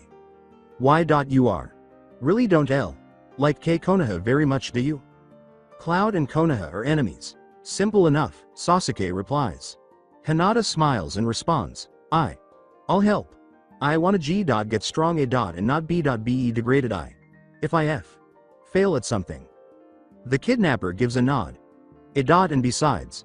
Konoha is full of hateful bastards that drove M.My Naruto.kun away. The man smirks and asks, and who is this Naruto.kun? Sasuke responds by saying, a blonde enigma who for some reason was the target of hate and beatings from everyone in the village save for the Hokage. Hinata is obsessed with him and I too wish to meet him again. I see it sounds like my other student before I got to Hera. Well, in any case I'll gladly help you obtain the strength to accomplish your goals. What are your names? Sasuke Uchiha. Hinata Hyuga. Well then Sasuke, Hinata. We have wasted too much time already. Let's go. Then he throws the two kids over his shoulders and runs away. Cloud is 6 days away. Change of scene. There was a commotion in Konoha. What? What do you mean Sauke Uchiha and Hinata Hyuga are missing? Where were they last? There were ninjas searching the forest for the two Dujutsu heirs, but they were unable to locate either one's hair or hide. I want to find them, damn it, the Hokage screams, even though I can't really blame you. I really hope you two didn't go looking for Naruto. Change of scene. Kukuku. Did you really believe that you could avoid me, Tayuya-chan? Tayuya just smiles and sticks her tongue out. What arrogance. Orochimaru then backhands the girl and sends her crashing into a wall, saying, "Kukakuku. Do you understand now? I'll make you remember who you're dealing with." A second later, Kyuubi vanishes in a puff of smoke, and the other kids quickly follow suit, stating, "Ha, the snake man was tricked. What a dumb adult." Orochimaru was left with a startled, perplexed, and furious expression. Those brats will dia. Sasuke and Hinata noticed a few things as they followed their kidnapper through the Kumo. 1. Hinata was receiving wide-eyed looks. 2. Cloud was perched on a mountain so high that they were always above the clouds. 3. Said clouds seemed to go on forever, obstructing the view of the earth below. And 4. Kumo was incredibly beautiful, with the sun's lovely golden rays bathing the village in its peaceful glow due to the constant lack of cloud cover from above. Now, they were on their way to meet the Raikage, and both of them were anxious because, although they had agreed to come to Cloud without any issues, they were now completely cut off from everything that was familiar. Hey Sasuke, how do you think things will turn out here? Hinata asks. Sasuke gives a shrug. Don't worry, kids. I'm sure you'll both discover that living in the cloud is a lot of fun. Come on. The Raikage is ready. The kidnapper smiles and knocks 3 times before leading the 2 kids through the village toward the center, where the Raikage's tower stood. They entered the village and stopped at a door with a guard on either side, but after some small talk, they were let pass. They then proceeded down a dimly lit hall to another door with the cloud symbol on it. Yes. Who is it? A rather youthful, feminine voice says, "Come in." Hinata and Sasuke were taken aback when the kidnapper smiled and led the 2 kids into the room. The Raikage was a woman, and a young one at that, according to them. She was dressed in the traditional cage robes, so not much else could be said about her appearance, and she appeared to be around 20-2 years old with darker tan skin. You are back, Hideki-san. How was your mission? Do you mind? She asks. The kidnapper, who is now known as Hideki, gestures down at Hinata while grinning. His words, mission success, great work, Hideki-san. The Raikage says with a smile as she turns to face Hinata. You even succeeded in capturing the heiress. Hinata frowned as she wilted under the woman's gaze. Hideki-san, I never intended for you to frighten her to death when I gave you this task. You told this girl what? This is not my doing, Raikage. Sama, Hideki scowls, adding, it appears that her current lack of confidence and self-esteem is due to members of her own family. She is different from other Hyugas. I believe she has a good heart, and they make fun of her for it. Well, I see. That will require our attention. Have you explained our plans to her? Hideki gives a nod. How did she take it? The Raikage sighs. She handled it pretty well. In return for training, she has consented to give us an eye without protest. You say for training? Yes, Raikage. Sama. She and this young man appear to be looking for a friend who moved out of Konoha a while ago. Naruto. Kun. A child with blonde hair. Correct, Hinata? Hinata gets red in the face. Young love, the Raikage chuckles. Tell me why this boy left your village, Hinata-san. Hinata casts a downward glance. She smiles warmly and gets up, realizing that the Raikage understood that she didn't want to discuss this topic, and that's when she saw Sasuke. Who is this boy, Hideki-san? Do you mind? She asks. This young man is Sasuke Uchiha, Hideki says with another smile. Just before I knocked Hinata out, he stepped in to help her. The Raikage's gaze enlarges. Sharingan has also promised to give us a look once his bloodline develops, but I'm not sure if you like him or not.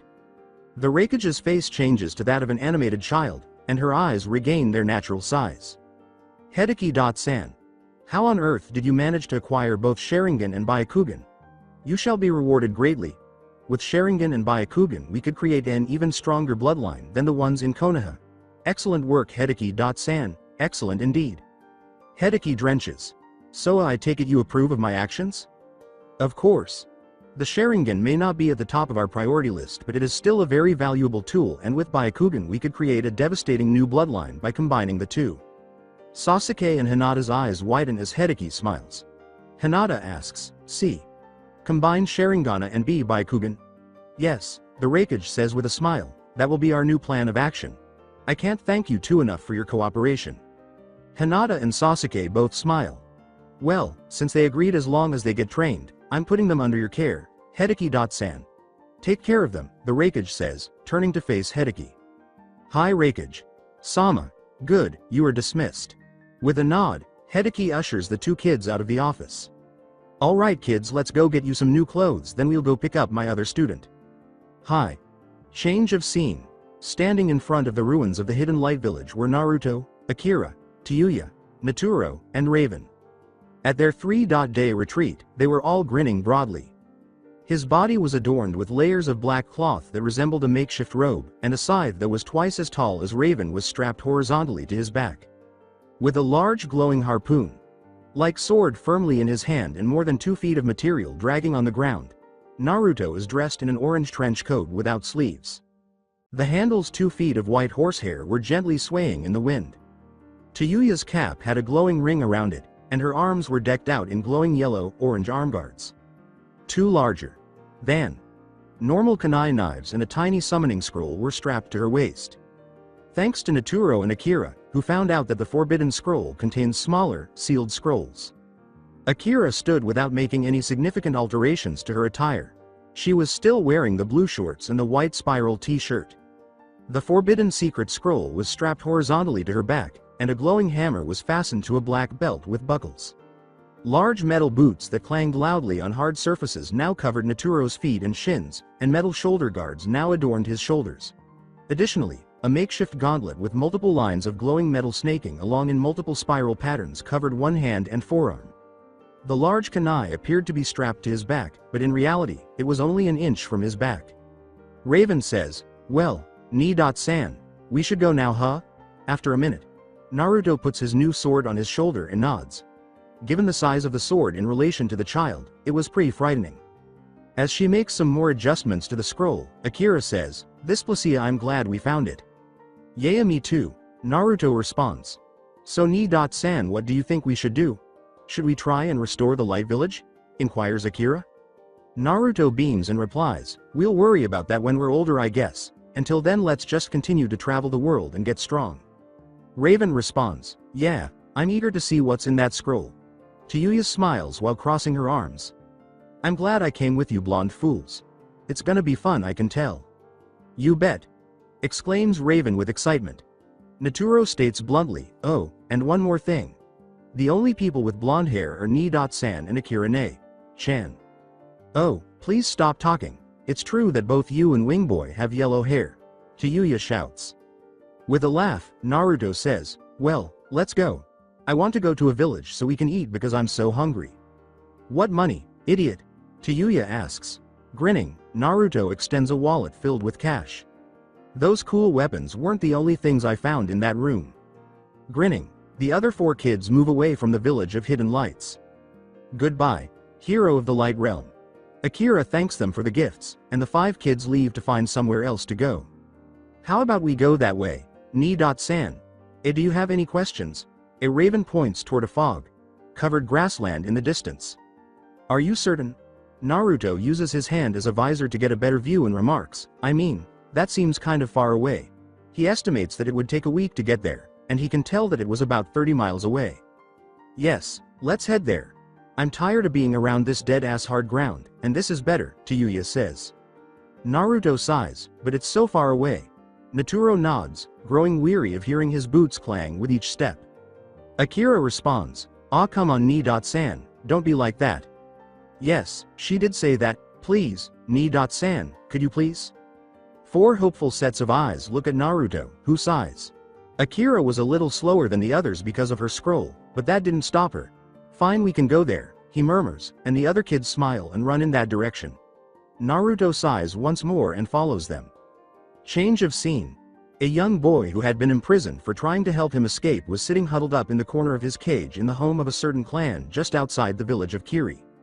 A young girl with long black hair was also present, and she was unable to do anything but stare at him with hurt eyes as the boy pulled a bone from his palm and started to chisel at the faces carved into the cave's walls. The boy was severely beaten, and he refused to look at her, believing that it was his fault that she was imprisoned with him. The girl sighs and approaches the boy, putting her fragile arms around him. "It's not your fault, Kimimaro-kun," the girl says, "don't let those jerk faces convince you otherwise." Kimimaro sobs as he falls fully into the girl's arms. But Kin-chan, you wouldn't have attempted to save me if you hadn't noticed me here.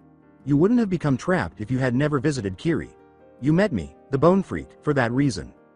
Kin firmly grasps the boy and presses her head against his. I'm sure you're not a freak, Kimimaro.kun. You just have a bloodline limit, which is a gift. They're just jealous, that's all. Why? You really think so? Kimimaro asked, unsure of the reason behind his optimism. This girl was different, even though it had repeatedly turned out to be a huge mistake in the past. Even though she wasn't from Kiri, she put her life in danger to try to save him, and even though she was now stuck with him, she wasn't angry with him for it. Rather, she was giving him a hug and reassuring him. Yeah, Kimimaro.kun. And once we escape from this place, you can prove to people that you're no freak. Kimimaro sighs and gives Kin a dejected look.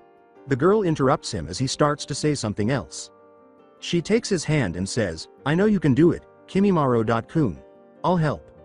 Kimimaro's eyes began to well up with more tears.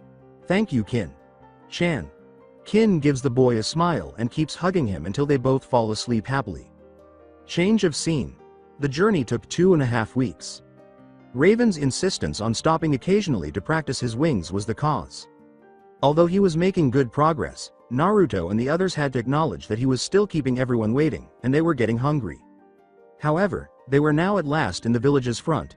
They immediately headed to the closest food stand after being escorted inside by the guards, where they ate nearly everything on the menu. Every time they tried a new dish, Akira, Raven, and Naturo seemed to gasp and sigh with pure delight, which Kyuubi found both amusing and annoying. They tasted something they had never tasted before. Naruto was a unique individual. She had no idea how he managed to eat so much. Naruto paid for everything after they were satisfied, and the store owner was overjoyed. Raven pats his full stomach with a joyful smile. Ah, that hit the spot. I'll say, Akira replies. Kyuubi, Naturo, and Naruto all nod. Akira asks, so what now, Ni-san?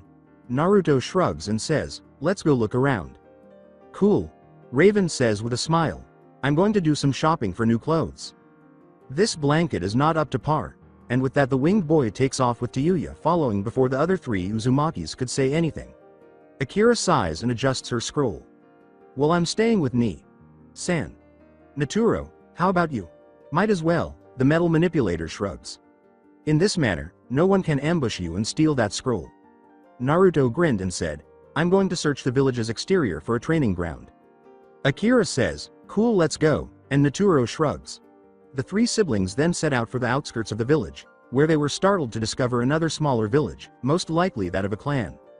They enter the premises without much trouble and discover that it is, in fact, the home of a clan. The people there are larger and darker skinned than most, and they have dark hair and 2 black dots on their foreheads. They treat them with little concern and go about their daily lives, but Naruto observes that they appear to be getting ready for a fight based on the tension and amassing of weapons. Sheesh, Akira says. I know, Naturo replies.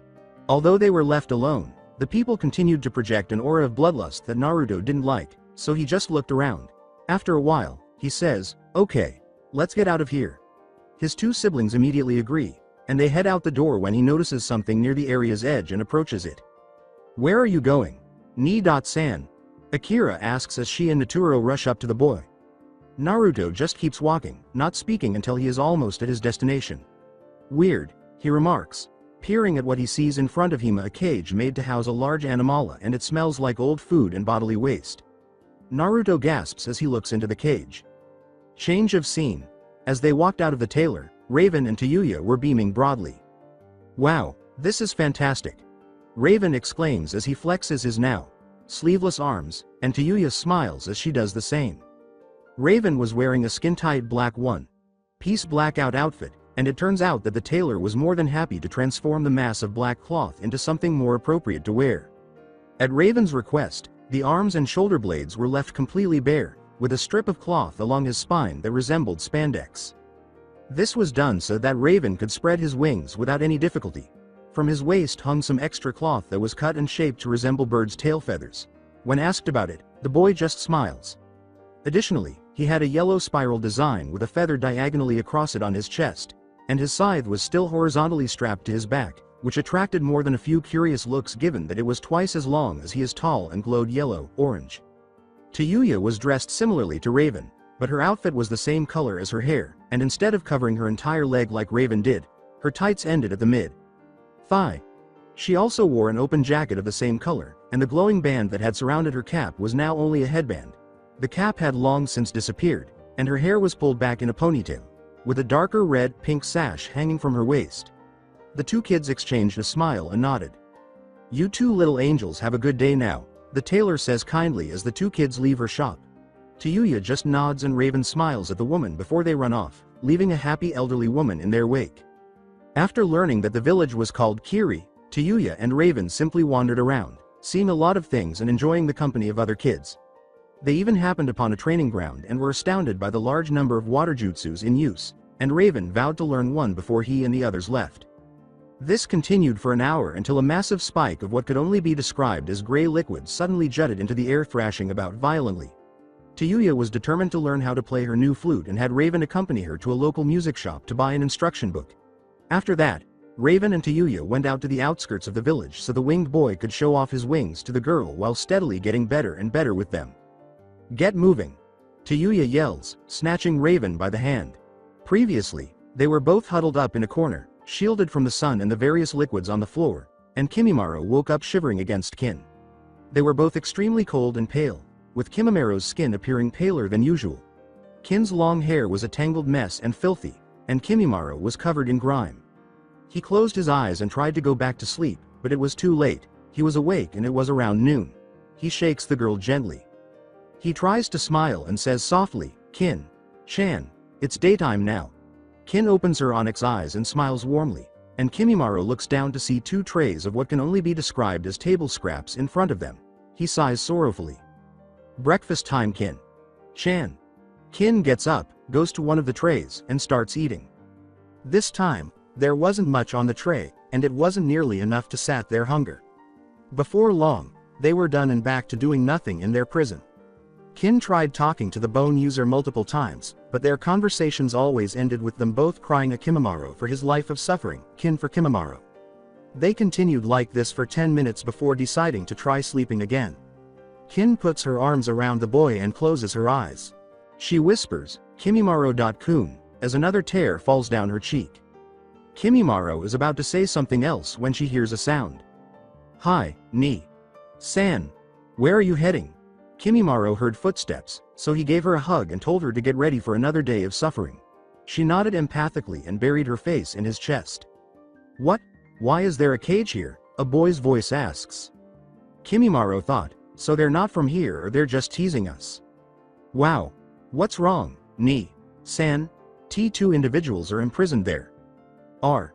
Really? Yes, come take a look. Wow, that's awful." Looking toward the bars of the cage, Kimimaro notices 3 children who appear to be a little younger than he is. Based on their identical faces, it appears that they were triplets, and they all carried sadness for him and Kin. He keeps staring. "Ni-sana," the blonde says. Kimimaro turns to face the blonde boy with the spiky hair and almost lets out a gasp at what he sees. There was comprehension. His pain was reflected in those big blue eyes. Those eyes displayed a profound sadness that can only be attained by a lifetime of pain and abuse that no child should experience. Kimimaro could think of nothing to say. "You're like Maya." Those words from the blonde boy surprised Kimimaro. He was unable to speak. His hold on Kin gets a bit tighter. "Ni-san," the blonde girl says, "we have to help them." Kimimaro's gaze enlarges. His hand went up, but it was too late. "Oh no, I can't let them help me, they'll be imprisoned like Kin," he exclaimed. The blonde lifts his big sword and makes 2 swings. A moment later, a portion of the bars split off from the others and dropped to the floor. "Wow, Ni-san, I guess the scroll wasn't lying," the other boy says, expressing his thoughts for the first time since his arrival. Kimimaro observes that this boy appears both tense and at ease. The boy with the blonde hair enters the cage. Kimimaro said, "Hey, what or why you doing? You must flee while you still can." But his words were ignored. The blonde boy approaches him and Kin and extends his hand. "Come on," he says with a warm smile, "we're busting you out of here." Kimimaro couldn't be found. This was the second time an unidentified child had come to his aid. It was impossible, in his opinion. Then his eyes appeared. His eyes are very similar to mine. So understanding. Unconsciously, he reaches up and grasps the hand of the blonde boy. With her face still buried in Kimimaro's chest, Kin smiles as the boy she was clinging to raises her to her feet. When she is upright, she looks at her rescuers and removes her face from her comfort zone. For the first time in weeks, the two nod and follow the boy outside into the sunlight after the blonde gives her a warm smile and says, "Come on." They grin. Walking over to the two kids, Akira and Naturo extend their hands. "Hi, my name is Akira Uzumaki and that's Naturo Uzumaki. We're Ni-san's siblings." "It's nice to meet you, Uzumaki-san." Kin bows, and Kimimaro just nods while grinning. "So how come you guys were locked up?" Kimimaro's smile disappears in an instant. Kin takes his hand and says, "If I told you, you'd hate me just like all the others." Sadistic, Naruto smiles. "I know what it's like to be alone your entire life after being betrayed by the people you trusted. I know how you feel. But I'm I'm different. How can you know what that's like? I can tell you've suffered in your life, but have you really suffered? Can you fully relate to my pain?" Kimimaro asks Naruto as she looks up at him. Grinning, Naruto lifts his shirt to reveal the seal on his stomach. "When the demon that attacked your home village is sealed within you, you come to understand others who have suffered like you have." Kin and Kimimaro are gasping. He puts a hand on Kimimaro's shoulder and says, "You see? All of us are different somehow." Kimimaro was hesitant, but Kin's comforting embrace gives him the self-assurance he needs. "So tell me what makes you different." From his palm, he draws a bone sword. "Dead bone pulse. My bloodline limit." Naturo's gaze enlarges. "Hey Ni-san, how many different bloodline limits are there?" With a shrug, Naruto replies, "I don't know." Naturo raises his arms and approaches the cage. "Because I'm gonna find out about every single one," he exclaims with excitement as the bars of the cage melt and fly skyward like a flailing metal tower. Kimimaro's gaze enlarges. Naturo nods. "You posse's a bloodline limit as well? And so does Raven."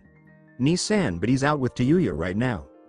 The moving liquefied metal in front of Kimimaro and Kin left them staring wide-eyed.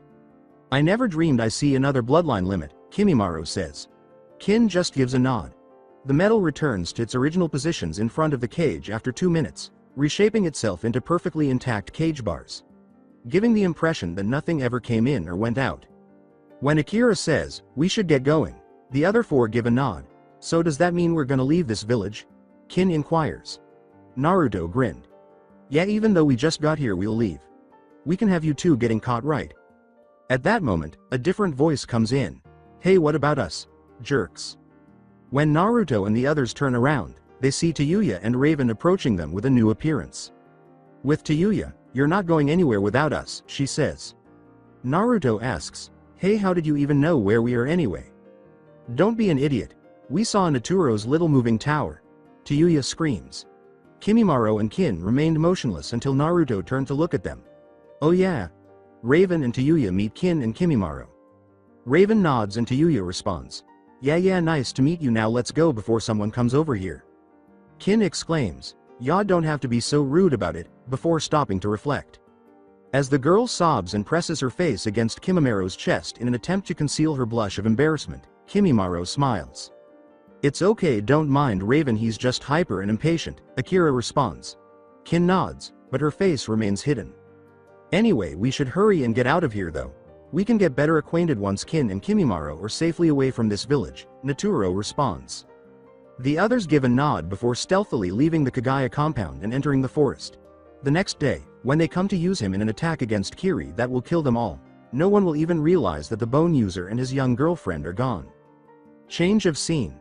Sasuke and Hinata's time passed swiftly. Hideki was shocked to learn that the two were already stronger than most kids their age after their training started right away. Sasuke displayed his exceptional skill with kunai and wire, as well as his grand fireball jutsu. He was already close to using his Sharingan, and his taijutsu was strong. In addition to having excellent taijutsu, Hinata was able to perform an incomplete kaden and clearly see the inner chakra coils. Her lack of confidence was the only thing preventing her from moving forward. The way they responded to their new teammate and her secret also caught him off guard. He had instructed them to learn their teammate's secret in order for them to function effectively as a unit. For a 10-year-old girl, Yugito Ni was incredibly attractive. They just smiled and said they don't throw unnecessary hate at people who don't deserve it, so she was glad she told them she was a demon container even though she seemed really hesitant to do so. Hideki decided it was related to that blonde child they talked about all the time. The three kept getting stronger at a startling rate over the course of the following few months. Each had a goal, and their determination was admirable. Yugito wanted to demonstrate her demon-free status. Sasuke wanted to make sure his brother wouldn't beat him when they eventually met again, and Hinata wanted to be resilient for when she eventually saw her Naruto-kun again. Sasuke was more attuned to fire and air, but Hinata and Yugito were skilled at lightning jutsus. Although Cloud lacked many fire-based jutsu techniques, they promised to teach the Uchiha what they did have. Yugito was learning how to channel the Nibi's chakra, and Hinata was developing a new jutsu that she refused to share with anyone. Another week passed during their training before Cloud finally got what he had been waiting for. Sasuke's Sharingan came to life. One day of time is skipped. Sasuke and Hinata were placed on two flat operating tables after being escorted to a poorly lit room at the rear of the Raikage Tower. "Okay children, we're going to put you in an unconscious state so we can do this, is that alright?" inquires the Raikage. Both kids give a nod. Hinata and Sasuke nod and put the pill bottle in their pockets. "Alright, let's get started. It's going to hurt once you two wake up. Take these once a day and you should be fine." The world goes dark as the Raikage gives Sasuke and Hinata a warm smile and says, "Thank you two once again." She then makes a few hand gestures and says, "Forced sleep technique." Change of scene. For the next few months, the 7 children traveled the countryside, learning everything they could while doing so. Kimimaro and Kin had changed out of their filthy rags and into something more presentable, and Akira had started studying everything she could about the seals in the scroll. Naruto had finally learned how to fly, but only for short distances, and he was sparring with them on occasion, scythe against bone sword. Tayuya and Kin would study the aspects of sound waves and were coming up with ways to use them as weapons. Tayuya was also learning how to play her flute, and she gave Kin her kunai knives. Kin and Kimimaro came up to Naruto a little after the 3rd month of their journey together and said, "We're really grateful for everything that you and your group have given us. I'm afraid Kin and I have become tired of traveling, but we will always be in your department. All we want is a place to call home." Naruto gives the two a map and says, "Here," with a warm smile. "I understand completely. Here are the directions to Konoha, my hometown. Old man Hokage is a very kind person, and you will receive good treatment there. However, Naruto-kun, I assumed you left because they mistreated you," Kin asks. "Yeah, it's true, but that's because of the Kyuubi inside me," Naruto says, nodding. Kimimiro's bloodline limit will be commended. According to what I recall, there are several bloodline clans in Konoha, and they are all very well respected. Kin bows and Kimimaro smiles, saying, "Thank you so much." "Oh, it's nothing. Oh, and let old man Hokage know that I'm doing fantastic and that he need not be concerned when you see him." With a nod, Kimimaro takes Kin's hand, after saying, "Farewell Uzumaki-sama." Kin and Kimimaro quickly leave, disregarding Naruto's tirades about how he is not superior to anyone. 5 minutes or so later, Akira puts her scroll back on her back and rolls it up. "Where is Ni-san now?"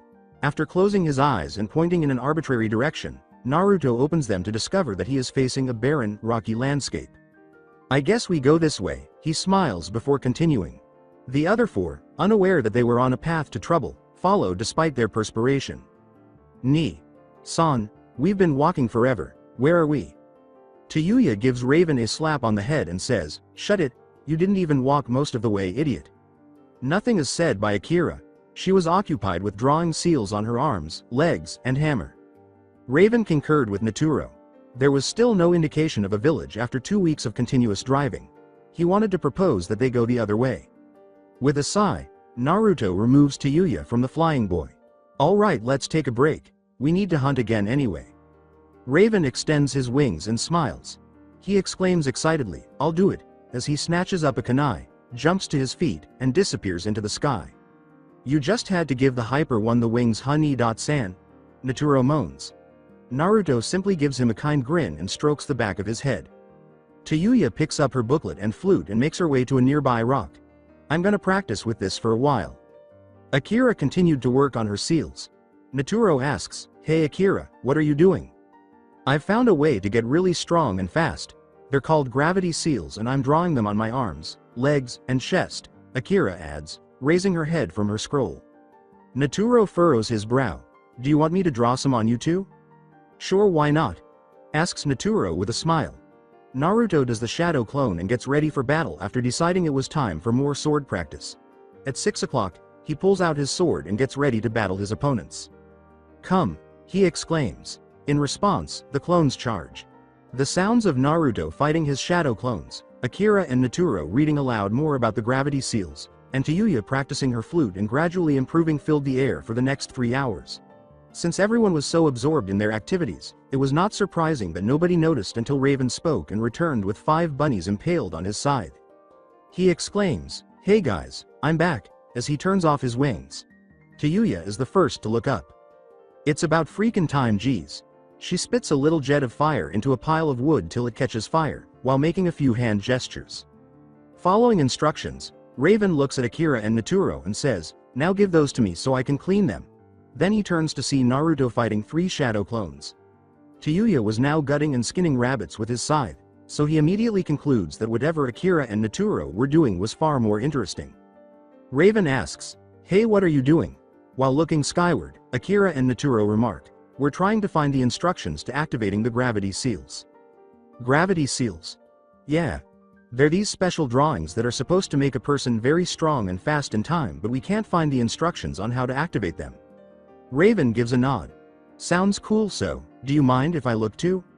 "Of course not, Raven-san. If you want I can draw some on you too." "Cool, let's do it." 30 minutes or so later, while the rabbit meat sizzles over the fire, Naruto falls next to Yuya. "Get enough training done, Blondie?" Yuya smirks and asks. "Yeah, huff. I'm really, puff, improving. I can, huff, take on 6 clones at once." Yuya smiles. "I'm gonna have to spar with you one of these days." "You're on." "Hey, I think I found them," exclaims Raven at that moment. "Really? Where? Let me see." Akira starts reading aloud while bending over her brother's shoulder, controlling the amount of severity of the gravity seals. In order to get the ideal weight, simply focus a bit of chakra into the seals. Careful not to focus too much. "Hey, you did find them, Raven. Now we can begin." Raven gives a forceful nod. Raven then starts to focus on her chakra, saying, "Okay, so all I have to do is focus a bit of chakra, right?" He slams into the ground a second later. "Act heavy. Baka, I said a bit of chakra. Stupid girl. I did use a bit of chakra." Raven is confronted by Akira. "No, you didn't, otherwise you wouldn't be eating the rocks, idiot." Raven scowls and tries to get to her feet. He doesn't succeed. "Hurry up and tell me how to change it." "No," Akira grins and responds. "Either figure it out yourself or get used to it." "I'll get you for this, stupid girl," yells Raven. Simply grinning, Akira directs a small amount of chakra into her own seals. Bam! As Akira fights against the abrupt weight shift, Raven exclaims triumphantly, "Ha ha ha ha, who's the idiot now?" Not a word. Naturo starts to perspire while Raven laughs a little. "I'm starting to regret my earlier decision." "Well, it's too late now," Akira says, struggling to glance up at her brother. "You might as well come down here with us, as they will activate themselves if you don't." Naturo lets out a sigh and attempts to direct a small amount of chakra into the seals. He managed to avoid collapsing, but he was still slouched and had trouble moving. Kyuubi and Naruto were ogling the trio. "Do you realize what they just did, Kyuubi?" Kyuubi says, "Gravity seals," nodding. "It's a unique kind of weight training meant to gradually boost strength and speed. How much chakra you put into the seals determines how heavy you get." Naruto gives a nod. "But what surprises me is that they didn't focus a lot of chakra into the seals, so they shouldn't be in the condition they're in now." Kyuubi tells Naruto, who doesn't respond, that's because their chakra is demonic and therefore more potent than human chakra. Naruto is genuinely listening. "Perhaps it's because their chakra differs from mine, or both. Anyway," Kyuubi sighs, "all I know is that they'd better get used to the weight quickly or else their food will get cold." With a shrug, Naruto takes a seat beside Kyuubi. "Hey San, a little help?" Ignoring the outbursts of 3 irate former shadow clones, Naruto smiles warmly and says, "Sorry Akira Chan, but ya have to get used to the weight on your own. I can't help you." He then turns back and eats a piece of steak. "So are you gonna get the seals drawn on you too?" Kyuubi inquires. With a smile, Naruto exclaims, "Believe it, change of scene. We have word of intruders on our border. Should we intercept them?" "Of course. We cannot have intruders. Intruders are absolutely not tolerated." "What should we do once we intercept them? If they're ninjas, kill them. If they're merely travelers, instruct them to turn around. Forcefully if need be." "Roger that. Good, now go." Hi, 3 unidentified ninjas then vanish into the earth. Change of scene. The research proceeded far more smoothly than anticipated. Cloud has successfully combined the Byakugan and the Sharingan to create a new Dujutsu. Over the past month, they had made numerous unsuccessful attempts, but the scientists never gave up. In the end, they succeeded by removing a regular person's eyes and fusing the Byakugan and Sharingan genetic codes together to change the eye. It made the Raikage very happy. All the capabilities and skills of Byakugan and Sharingan were present in this new eye, which she called Shiikugan. It was pale lavender in hue, had 3 blood-red tones, and no central pupil. That was ensured by the scientists. Standing above the unconscious body of a 4-year-old kid was their current position. The youngster was on an operating table surrounded by numerous strange-looking devices that, at first glance, would have been expected in a torture chamber. One held the boy's new eyes over his face, while others were affixed to his empty eye sockets. 2 bottles of blood were also present. A tiny needle machine was currently extracting a tiny quantity of blood from each vial and dripping it into the boy's eye sockets. Later, a few other machines would start to glow blue as they positioned the DNA in the proper location. One of them was labeled Hinata DNA, while the other was called Sasuke DNA. Vital signs, blood pressure, DNA readings, and stabilization were displayed on multiple computers. Alright, before we insert the eyes we have to alter his DNA a little to accommodate the eyes if we are to keep his body from rejecting them, explains the doctor in charge. How so? Inquires the Raikage, who was captivated with intense curiosity. Well, by using a bit of the DNA gathered from Hinata and Sasuke we can alter this boy's DNA to include the Shiikugan. That way when he is old enough he can pass it on to his offspring. Simply implanting T like what that copy Nin Kakashi has done will not do. With a smile, the Raikage remarks, excellent, that reminds me Raikage, Sama. Yes. Not that we aren't honored to be doing this, but why are you using children instead of full-grown able-bodied ninjas? The Raikage grins and replies, it was actually Hideki's idea and a smart idea it was. You see, with children their chakra coils aren't fully developed yet. Giving the new bloodline to a young child gives his body and the Dujutsu time to grow and sync up with each other as their chakra coils adjust to the new accommodations. With an adult that won't happen because he is done developing and growing. That could result in a poor bloodline limit and even rejection by the body. The physician grinned. Of course. That makes perfect sense. Why didn't I think of that? The Raikage grinned. A machine beeps at that precise moment, indicating, DNA alterations complete. Subject is stable now. You can proceed. With a smile, the doctor says, good. Implant the boy's eyes right away. Hi. After a second, the device that holds the eyes descends them gradually and delicately into their sockets. Okay, now we have to reattach the nerve endings and muscles. Hi. The process of completely reattaching the eyes is started by the surgeons and the equipment. Before moving on to the muscles, they first address the nerves. In a few hours. Everyone was happy to see the tones and the light lavender disappear, revealing deep brown eyes, and the eyes were completely joined. The doctor remarks, Operation Success Raikage. Sama, grinning.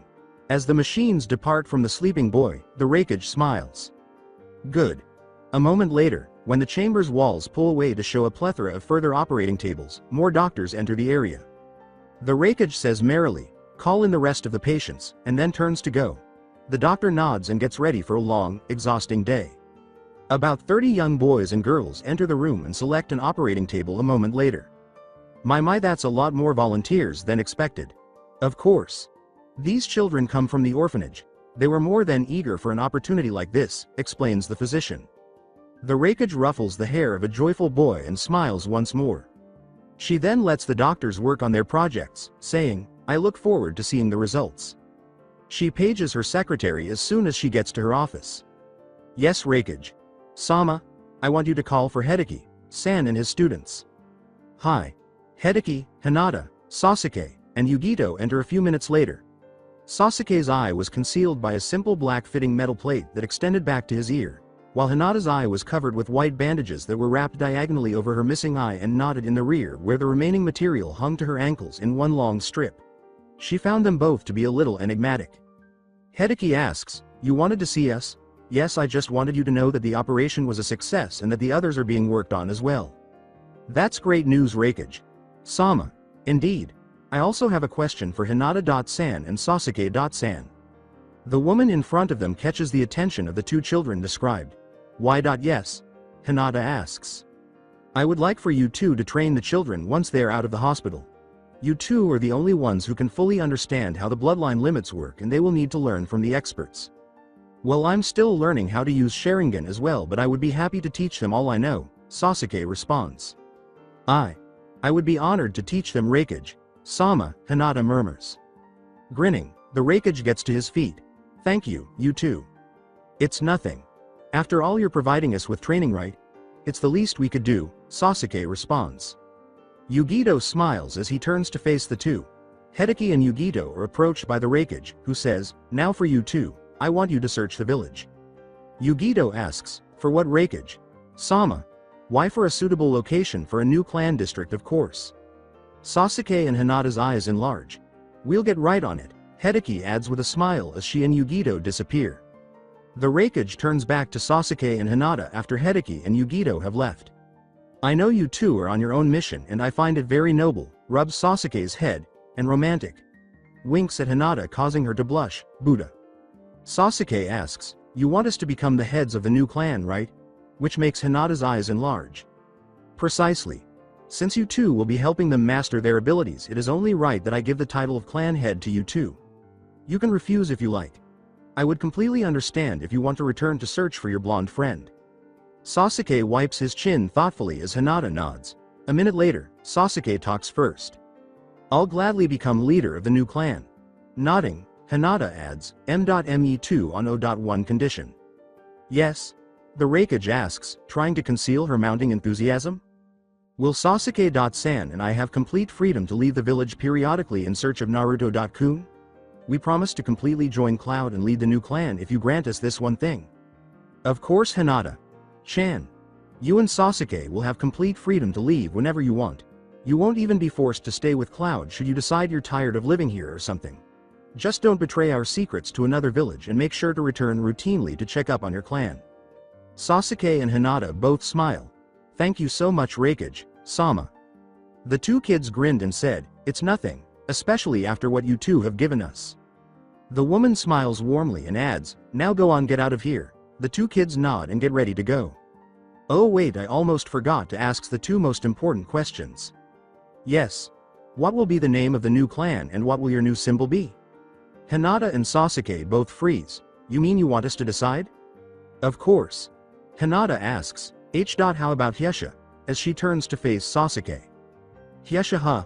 I can live with that.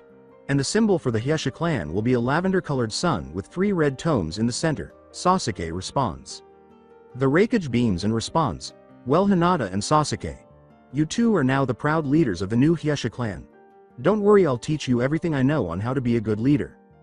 With a nod, the two kids exit the room, bound for a promising future. Change of scene. It required 3 hours for Naruto's siblings to become accustomed to the weight sufficiently to stand up and approach Kyuubi and Naruto to eat. They were all really irritated. Even Raven took the trouble to pick up his scythe, complain, it's not a friggin' roasting stick, and then slam down. Naruto was laughing uncontrollably. Why don't you put some of these things when you need.san? Shouts Akira. Don't worry, I won't fall behind you guys. I'll be putting on my seals tomorrow, Naruto chuckles. How about right now? If you have the energy then okay fine, because you're the only one who can do it right, Naruto tells Akira, shrugging. Akira draws a kunai and smirks. After giving Naruto a finger nick, she tells him to take off his shirt and roll up his pants legs. Following instructions, Naruto waits calmly while Akira draws blood seals on his body. Akira says, they're now focus some chakra into them, after around 5 minutes have passed. Following instructions, Naruto crashes into the ground, hardly able to move. Crap. Naturo and Raven laugh aloud, while Akira and Kyuubi chuckle. Yeah, keep laughing. I bet I can get to my feet in less time than you guys did. Yeah, right. It true. And once I do, you're gonna have to fight me and 5 shadow clones with your scythe. Deal ni. San. Naruto then tried to stand up for the following hour but was always unsuccessful. Another half hour later, he was genuinely getting better. Stupidly, hey, he's still gonna lose, Raven remarks. But 10 minutes later, he was taken aback when Naruto was able to get up. Huh. Now I get to kick your butt in a spar. Despite his scowl, Raven stands up. He wasn't about to back down since a bet is a bet. Naruto takes his sword, and he takes his scythe. As he assumes a combat posture, Raven complains, "Let's hurry up and get this over with." Before naming his jutsu, Naruto puts his hands in the cross seal.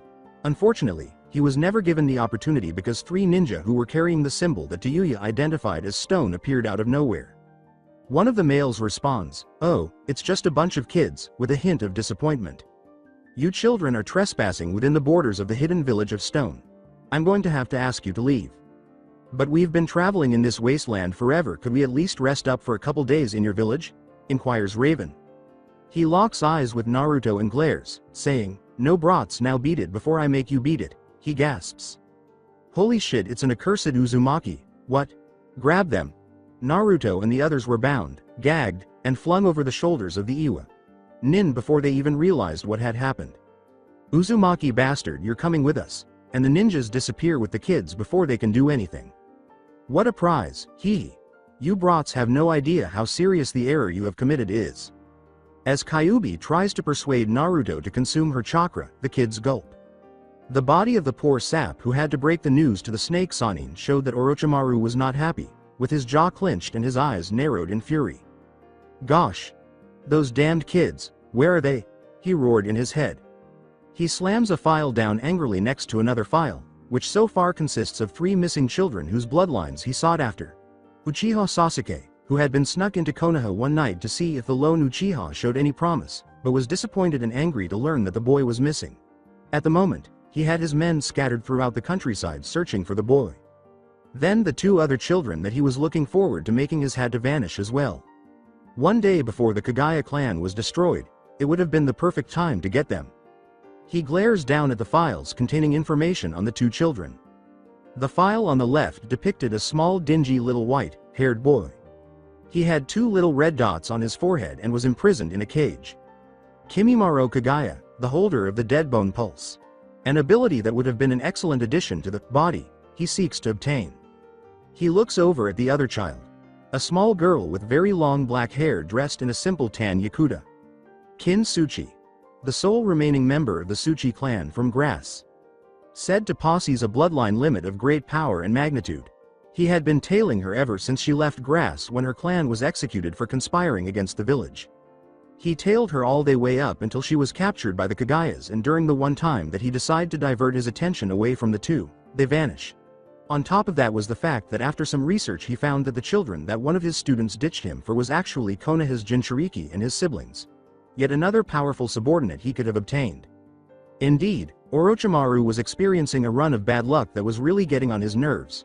However, he had a revelation. The 2 brothers of the Kyuubi brat also had lineage limits, a powerful and distinct onessa which he had personally seen when they fought his students. With a smile, Orochimaru approaches a list that is hung on his wall, picks up a pen, and swiftly scrawls something on it before departing after a few minutes of evil laughter. A detailed examination of the list would reveal that it was a list of various bloodline boundaries, and upon closer inspection, it would have been discovered that Orochimaru had added 2 more, bringing the total number of Kiki Genkei to 6. Sharingan Byakugan Pulse of Dead Bones, the Kusa Dragon. Crow's Wings, the Master of Metal. This fantail almost makes you feel Orochimaru's grotesque grin. Change of scene. Naruto was not having a good day, as they had arrived in Iwa 2 days prior and he and his friends had been thrown roughly into a cell. Naturo had been knocked unconscious and had a restrictor seal placed on him after he had already melted the bars of 3 cells. Akira had made it a point to learn how to remove the seal once they had escaped. All of their weapons, Akira's forbidden scroll, and the rock nin guarding their cells had been taken away, in addition to the fact that Tayuya had been taken elsewhere. "Brat, you know you can easily escape from this dump with my help." Yes, in addition to everything else the vixen stated, Kyuubi insisted that Naruto utilize her chakra to destroy this village, but he disregarded her offer. "Listen to me, brat. You must get out of this rat hole. I refuse to be held captive in a vessel that permits him to be someone else's less valuable prisoner," Kyuubi yelled. Fuck off, brat. Hear me out. I am Kyuubi no Kitsune, the famous vixen. I shall not be disregarded. Do you hear me? Now get out of this shithole by using my chakra." The Kyuubi had been at it since the Iwa nin first grabbed him and his siblings, and it was wearing him thin. Naruto doesn't say anything, but his face is gradually turning into a frown. Being a hyper 6-year-old is already difficult, and having a huge female screaming in your head only made it worse. "Well done. Listen to me, Stop talking, damn it, it's growing old. A monstrous frown adorns Naruto's whiskered face as he emerges in front of the Kyuubi's cage.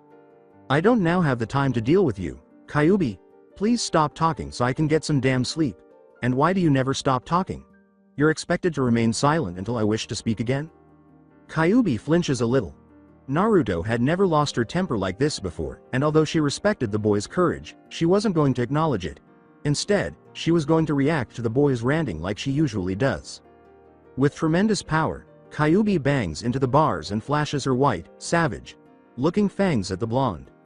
Insolent little fleshbag, you are, she cries. Naruto was unaffected. You big furry nucleus, shut up, I don't need your assistance, and I don't want it, I'm going to leave on my own. Unfortunately, Naruto spoke this aloud, and as a result, one of the Iwa nin struck him in the head with a katana handle. Naruto staggered back, clutching his wounded head. Ni-san. Akira yells, and she approaches the blonde boy to console him. Brats, please be quiet, or I'll personally murder you. Just wait till I get my scythe back. Raven tries in vain to break free from the bars. I'll dissect you, a foolish adult. A rather loud and arrogant ahem, which echoed through the holding area before the nin could snort and hurt Raven, caused the nin to freeze and turn to the left. The Uzumakis followed suit and saw an elderly man, dressed in cage robes, who looked like a man who had seen a lot of battle. His face was covered in scars, and his left eye was missing or appeared to be missing because of a thick scar that ran diagonally from the spot to his chin and across his nose. He approached the nin and eyed them until they finally cracked under the cage's gaze and fled quickly, leaving the old man with the imprisoned children. For 10 minutes, no one spoke, and the man simply eyed the glaring children and smirked at their diminutive forms. When he finally says, interesting, the kids tighten their glares. What do you want, old guy, with us? And how are our last names known to you? Ah, young whelp, you really need to watch your tone, the old cage says with a growing smirk. How can I know who you are, then? It's truly quite easy. In this village, the name Uzumaki is quite notorious. Additionally, you four are almost exact replicas of the jerk who caused Iwa's humiliating defeats in the Great Ninja War. Like I care about what you stupid grown-ups do to each other, scoffs Naruto. You have us here like prisoners, just tell me why. Or what bastard?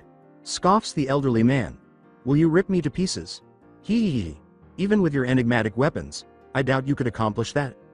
Naruto's eyes enlarge as the man inspects his sword and Raven's scythe as two replicas of the man enter the hall and give the actual man the group's possessions. You brats have some pretty intriguing artifacts, I must say. To believe that 5 kids would hold the keys to the vanished Light Town. Hey, return those. Naturo screams as he clambers to his feet. Oh, I don't believe it's Uzumaki. These artifacts have great power. Unsuitable for young people like you. Iwa will utilize these weapons more frequently. No, we own those. You won't be allowed, Akira shouts. Now that you're all going to die, why would I do that? The 4 kids let out a gasp. You guys are going to be drugged through Iwa tomorrow and then put on display in front of the whole community. We will then murder you. Slowly. And in agony. You 4 will be held accountable for the harm done to Iwa by that jerk Kyokoto and your clan. We shall be the ones to kill the Uzumaki clan. Then the man walks away. Hold on, Raven shouts. Choosing to make fun of the brat one last time before he passes away, the man pauses and raises an eyebrow. What are your plans for Tayuya? The cage grins loudly again. So that's the girl's name, he says. Don't worry. The girl will make an excellent addition to our project. Don't you dare lay a hand on her. The old cage simply disappears with a smirk. They took their possessions with them. With a scowl, Naruto falls onto his butt. His mind was still battling with the Kyuubi. Akira was furious. Clutching her fists, she sat down and scowled at nobody. Naturo persisted in trying to free himself from his restraints, but to no avail. Sitting, Raven consoled his siblings. He was squeezing blood out of his clenched fists. With a mental image of Tayuya, he whispers, I'll kill that bastard. His eyes would have been slitted in crimson red if someone had looked into them. Only for a moment. Change of scene. Tayuya opens her eyes gradually and says, where in the world am I? Her thoughts was still hazy and unfocused, and she vaguely sensed the presence of multiple chakra signs approaching, but she paid little attention to it. She groans as she attempts to adapt to the dim light. Where in the world is Wing Boy and the blonde with the big mouth? She makes an effort to sit. Her startling awakening to reality occurred at that moment. What the fuck? As she wriggles free from the restraints, she exclaims, "What the hell's going on? Ah, so you've awakened at last." Old man Tsuchikage. Tayuya glares as she turns to the right and spots an elderly man wearing cage robes and a number of medical ninja. "I'm hurt. Ah, Tayuya. Chan. Are you still upset with me for bringing you here against your will and forcing you to see me murder those brats from Uzumaki? Just tell me what the hell you plan on doing with me." "Blunt," replies the elderly Cage, grinning. "That's nice."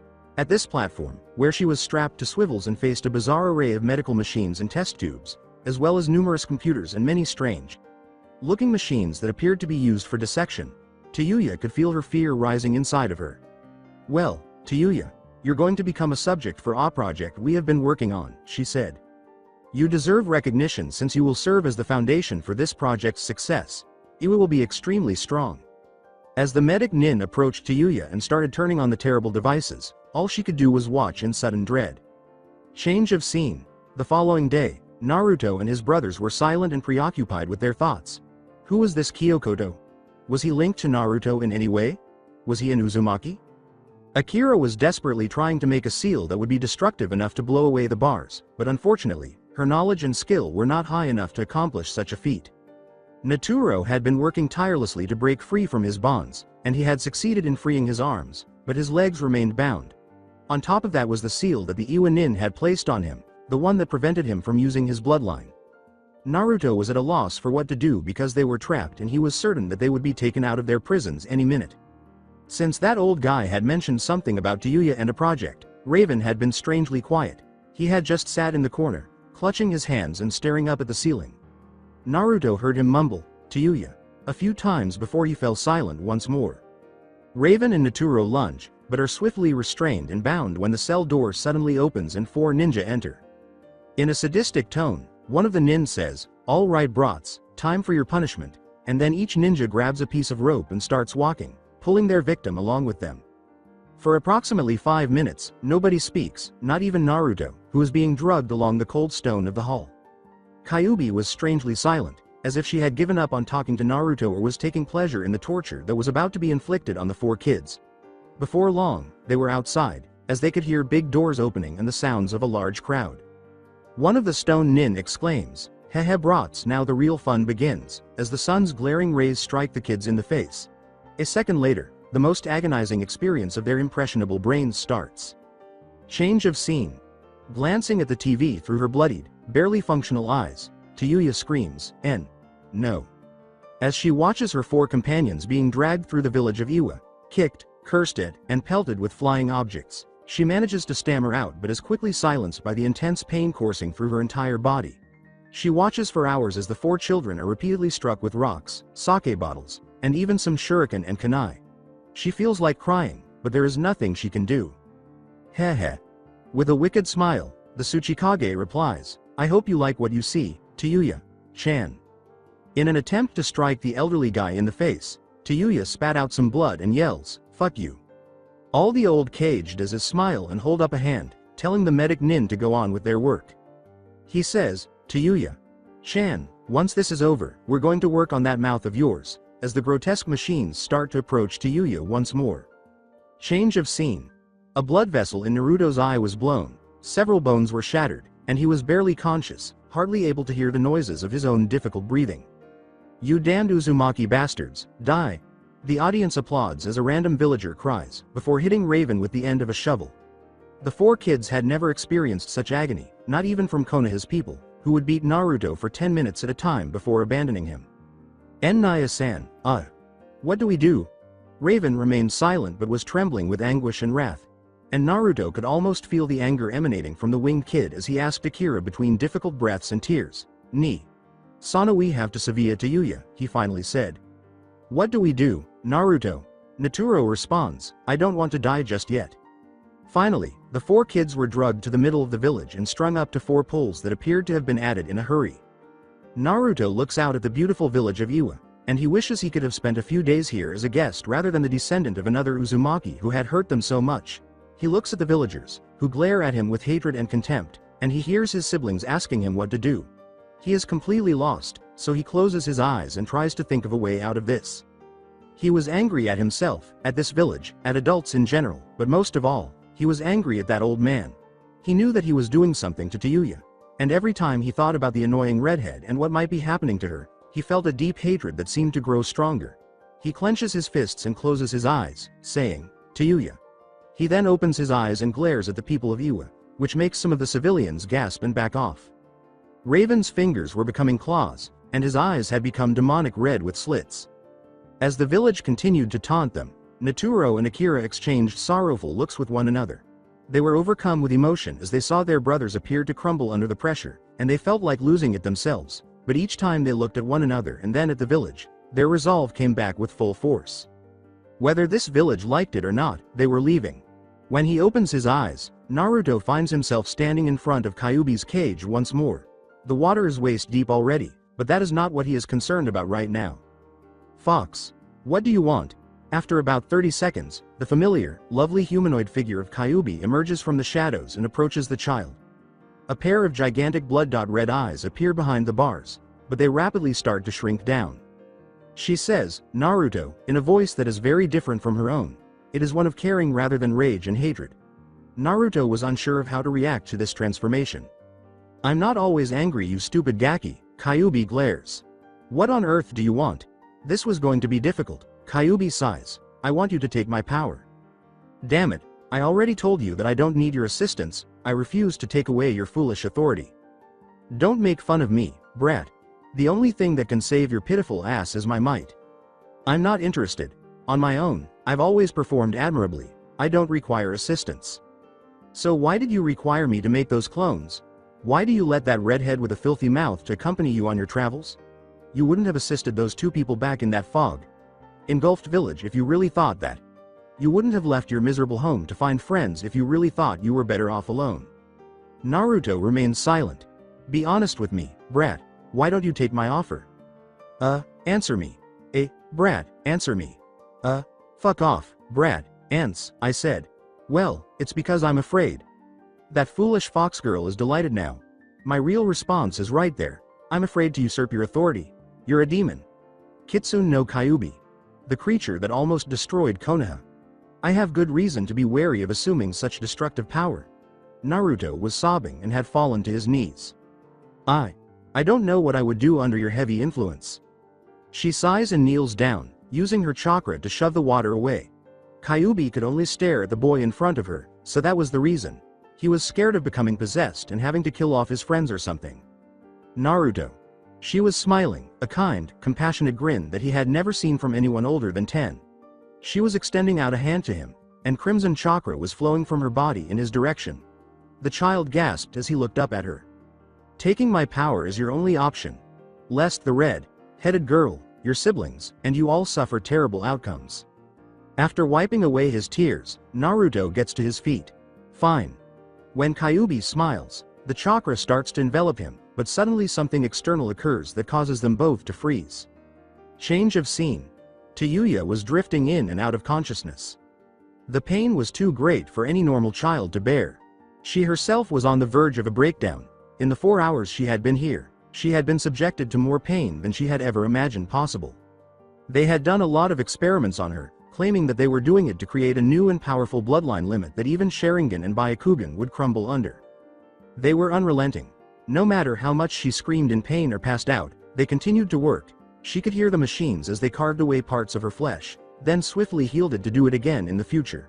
She knew the machines were tampering with her appearance, taking large amounts of her blood for extended periods of time, and then returning it to her after altering it in some way. She was unable to stop it. She couldn't even sleep for very long. Hey, it appears that the process is nearly finished. I respect your fortitude, Kyuubi-chan. Fuck you. After a moment, the sound of a pretty enormous drill was heard, followed by a rather feminine mechanical voice, and the old cage simply smirked and moved behind Kyuubi.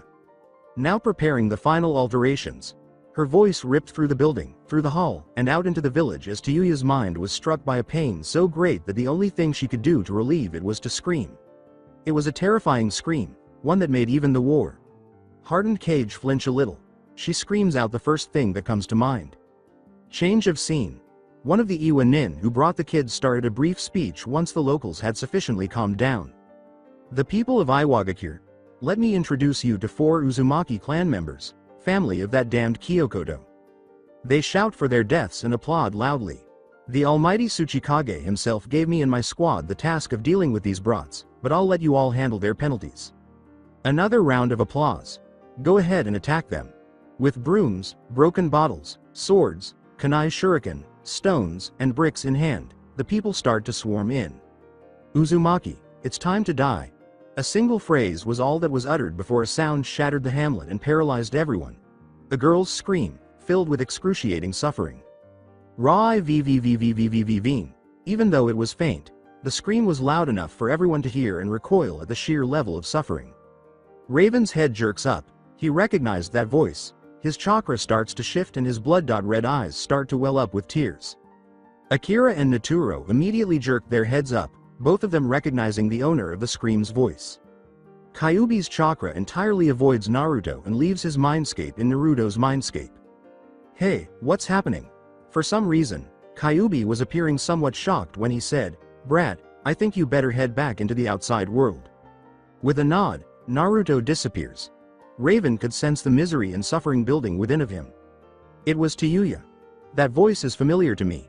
He stares up at the sky and clenches his clawed hands once again. What's that old growing up doing to you, Tayuya? After the scream had subsided, the villagers resumed their approach to the kids. The ninjas freeze beneath the intensity of Naruto's red chakra glow, which appears out of nowhere. Tayuya. Akira and Naturo noticed that Raven's hair was growing and getting wilder, and they felt their own chakras start to malfunction. Hey, brats, it's time to die. A villager shouts while hurling a brick, which strikes Raven in the head, but he ignores it.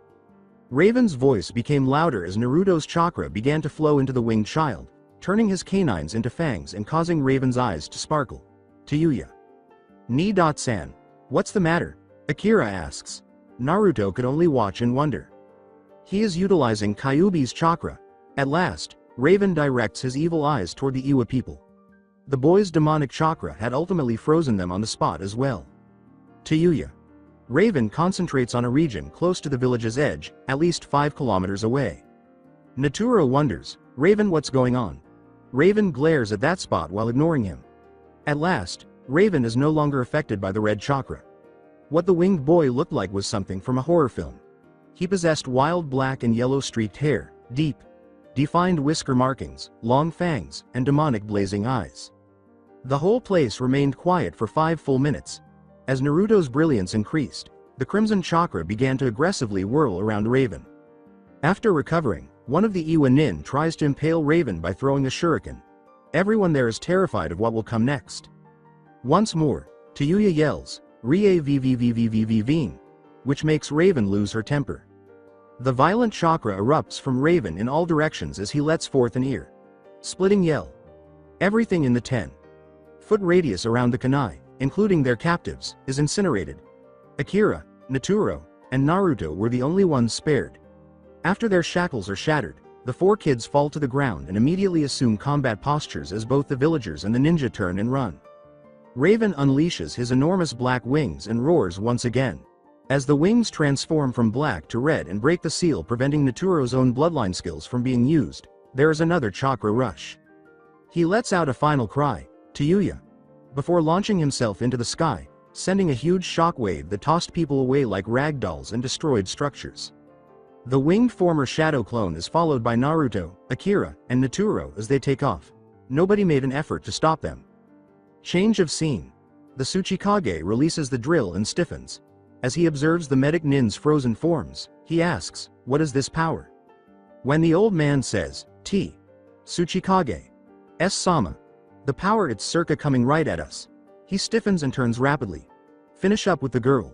I'll deal with whatever it is outside. The old man disappears as the medics nod hastily.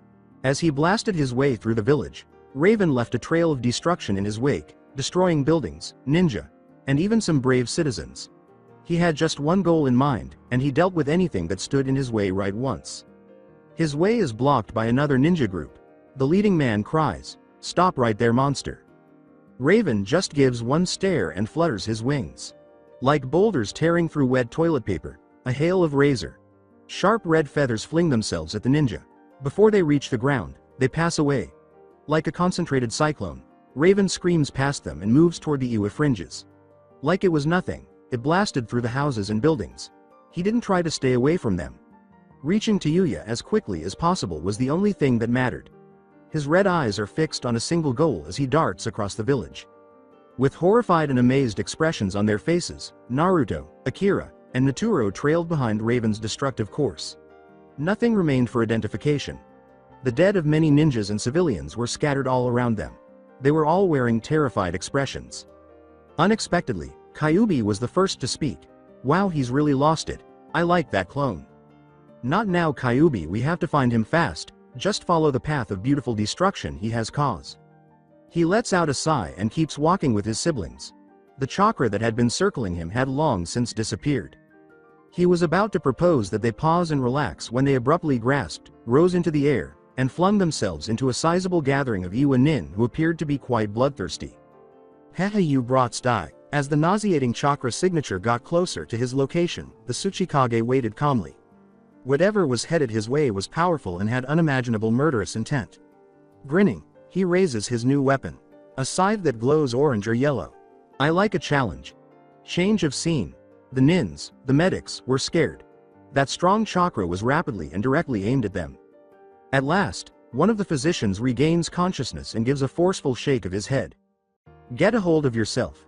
If you screw up now, then you'll have more than just that thing with that chakra to worry about." After a while, he became enough calm to carry on with his perverse experiment, disregarding the girl's agonized screams. Change of scene.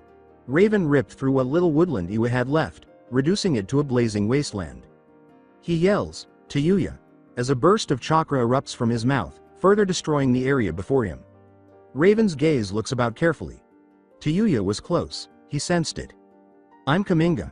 Change of scene. "Oh crap, oh crap, oh crap, oh crap." "Brat, calm down." "I can't calm down. Look at all of them." With a sigh, Kyuubi absorbs Naruto into her chakra. "This is why you should calm down." Akira and Naturo stood back, and Naruto was nowhere to be seen. He had been thrown to a different part of the group. For a few minutes, they just stared at each other, thinking about how they should fight. Eventually, Naturo raised his hands, liquefied the metal nearby, and summoned it to him, causing some nin to gasp. Akira looked expectantly at her brother, who sighed and made a big hammer for her. She grinned and took the weapon, saying, "Thanks." The Iwa nin chuckle. Apparently, the brats want to fight. They begin making hand signals and adopt combat stances. A moment later, as they prepare for the battle of their lives, Akira and Naturo's chakras start acting up even more than they have in the past. The Iwa nin were tensing up in another section of the mob as Naruto was engulfed by that same evil chakra once more. They quickly grabbed their weapons and positioned themselves, flinching as Naruto looked up at them with blood-red demonic eyes. They almost had a fit when the chakra exploded off of him and then reshaped itself around him into a one-tailed fox that was releasing a killing intent that was far more powerful than the one the winged boy had released earlier. After that, chaos ensues. Change of scene. The elderly guy chooses to get a little more serious because this Uzumaki brat was a menace and he was clearly furious. The Tsuchikage could only look in wonder at what was in front of him because he had no idea anyone could have so much strength, much less this youngster. The Tsuchikage smirks, Raven's scowl deepens, and his demonic chakra swirls more forcefully as he shouts, "Give me Kyuubi or die, old man," in the coldest voice he had ever used on anyone. "I wasn't joking, old man." With a giggle, the elderly Kage lifts Raven's scythe. "I'm sorry, Uzumaki, but Iwa now owns your girlfriend, as soon as your head does." Raven's scarlet wings expanded. "Half of this place doesn't even exist anymore, old man." "I'm surprised a whelp like you can even lift a weapon, let alone kill," the Tsuchikage says, raising an eyebrow. "How do you feel at age 6? Raven lifts his wings and hunches over. "You'd be surprised what one can do when a stupid village kidnaps him and their friends and has them imprisoned and beaten." With a laugh, the elderly guy lifts the scythe and says, "All right, then whelp. Let's get started." The old man, who blames himself for being so reckless, was thrown off balance for a moment by the shockwave from Raven's wings and was equally unprepared for the unexpected shower of razor-sharp feathers, which caused him to get gashed in multiple places. Raven flaps hard and skyrockets. "Old man, let me reiterate. Return Kyuubi to me or perish." Doden. Great Earth Wall. The old Kage glares and makes a few hand gestures. at eye level with the boy. The cage is standing atop a massive earth wall before Raven can react. Doden. Multiple Earth Dragon. A moment later, a number of Earth-based dragon heads emerge from the wall and launch a barrage of Earth blasts at Raven. The youngster is struck multiple times before collapsing to the ground. With the scythe poised, the Tsuchikage does not lose any time in leaping from the wall at Raven. Ah!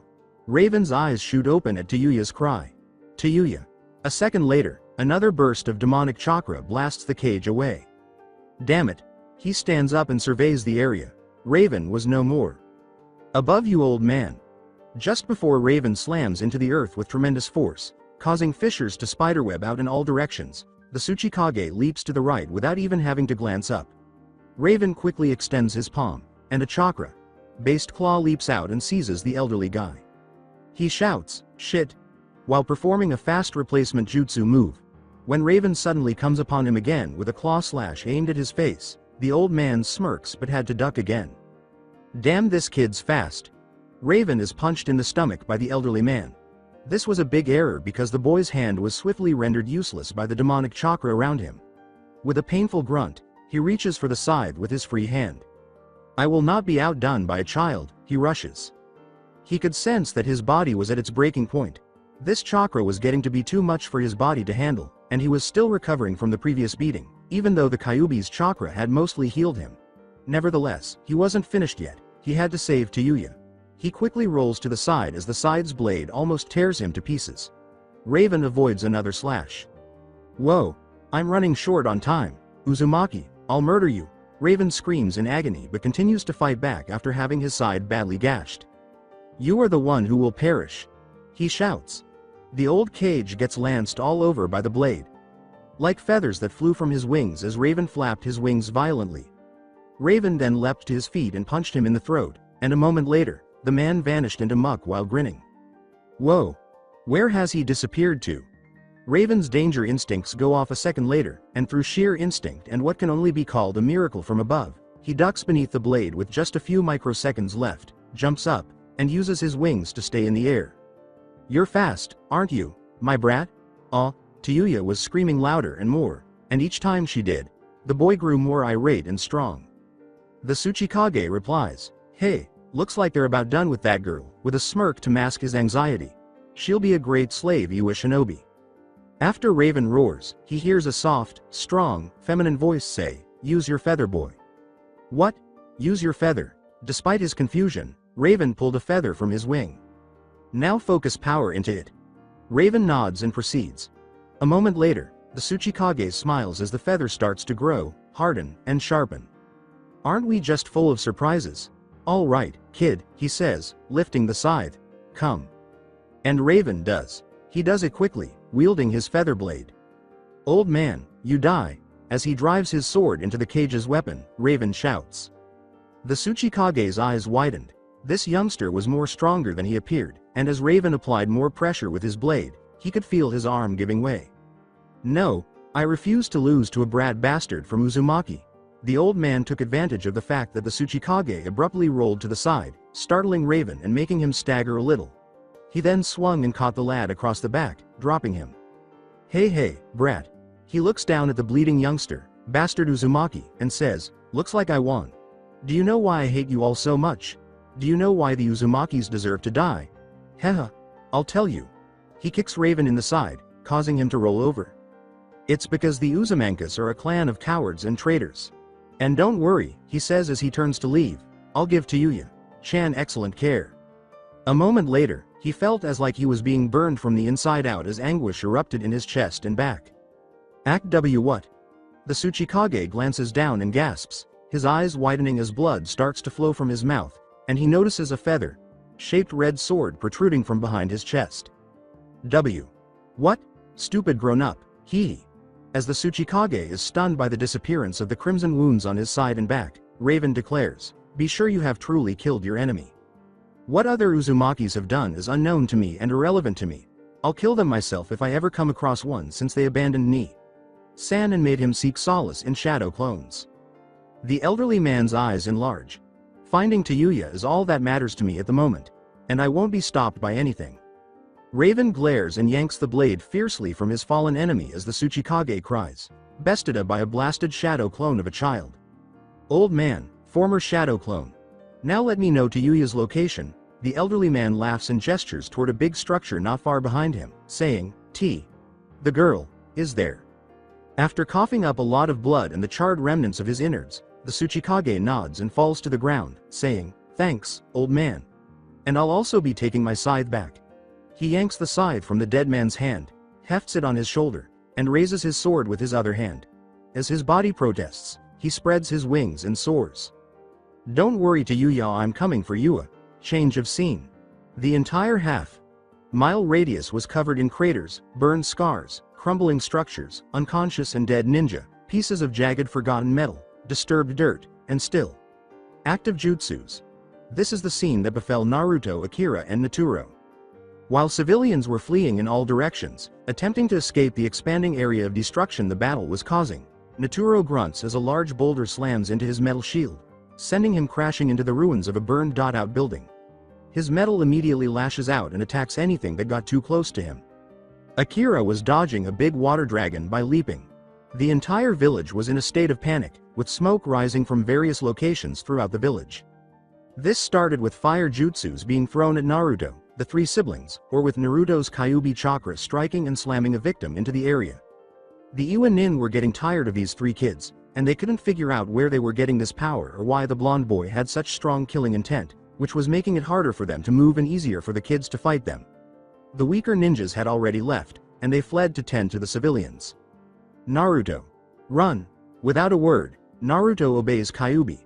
An enemy ninja in front of him is burned by a huge flame that sears above his head.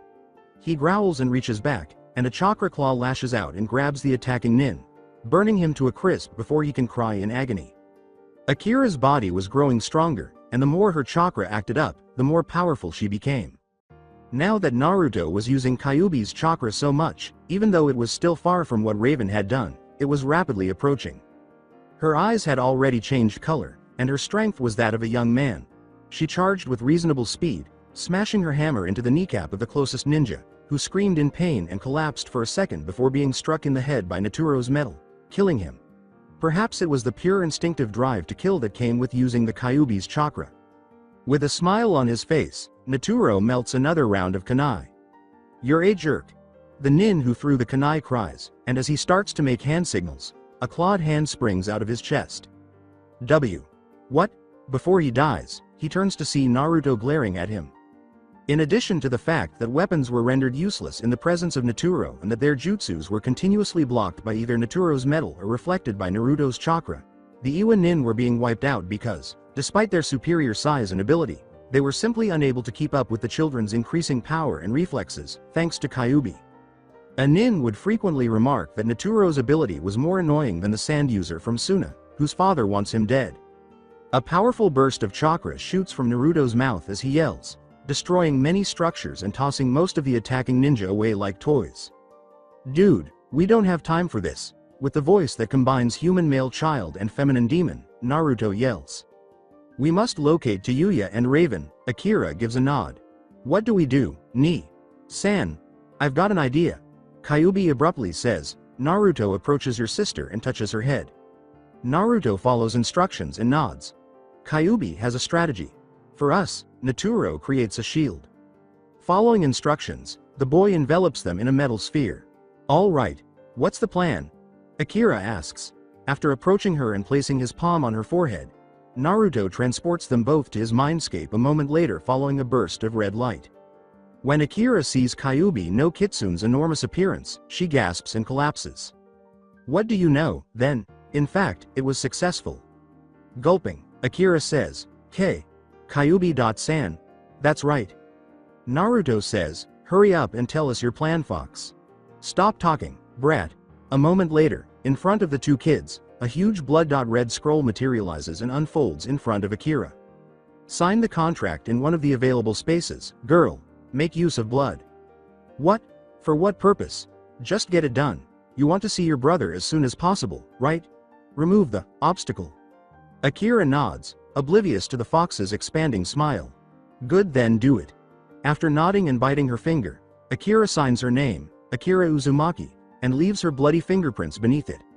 Kyuubi smiles, and the scroll rolls up and disappears.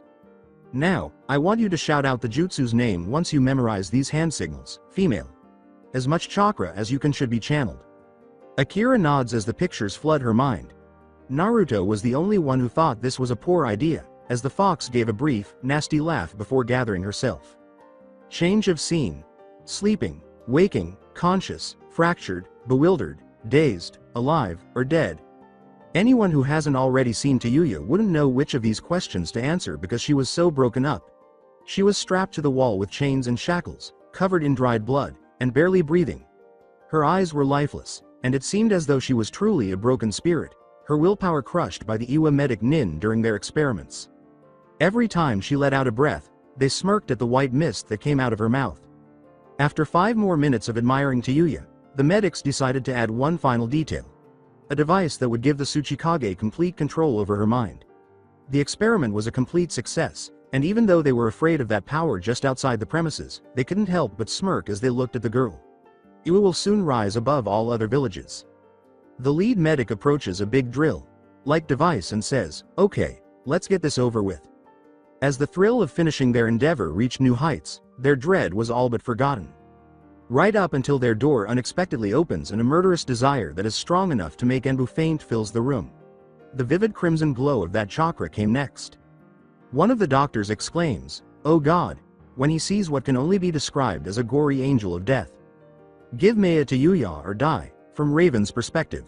After 2 minutes, Raven glares at the quivering medic Nin in front of him. "Isahida, give me to Yuya." A doctor has the audacity to talk. He spoke in a shaky but determined voice. If you mean that red-haired girl, then Forga." The man's head gets chopped off by Raven's scythe as he dashes forward at the speed of a Jonin. The body falls, splattering blood all around. The other Nin were sweating profusely and backing up. "Please. I don't want to kill anyone else. Just give me to Yuya and I'll leave." Raven sighs when no one takes action. Without saying another word, he throws his feather sword and says, "Fine then." It binds a man to the wall by burying the hilt deep in his chest. Raven starts destroying the room's machinery with a swing of his scythe. A medic shouts, Hey, without thinking. Raven impales him through the stomach after focusing chakra on the tips of his wings. The man passes out and coughs up blood. He draws his blade fiercely from his chest as he approaches the man he impaled before. Anything large enough to conceal them made the other medics fear. That didn't concern him. His only concern was finding Tayuya. He searches the room till he locates her. She was hanging on the wall at the very back of the room. Her forehead was slowly being approached by a drill. He decimates the machine and charges it. Tayuya. As he looks at the girl, he can feel his rage rising once more. Tayuya was in a terrible state.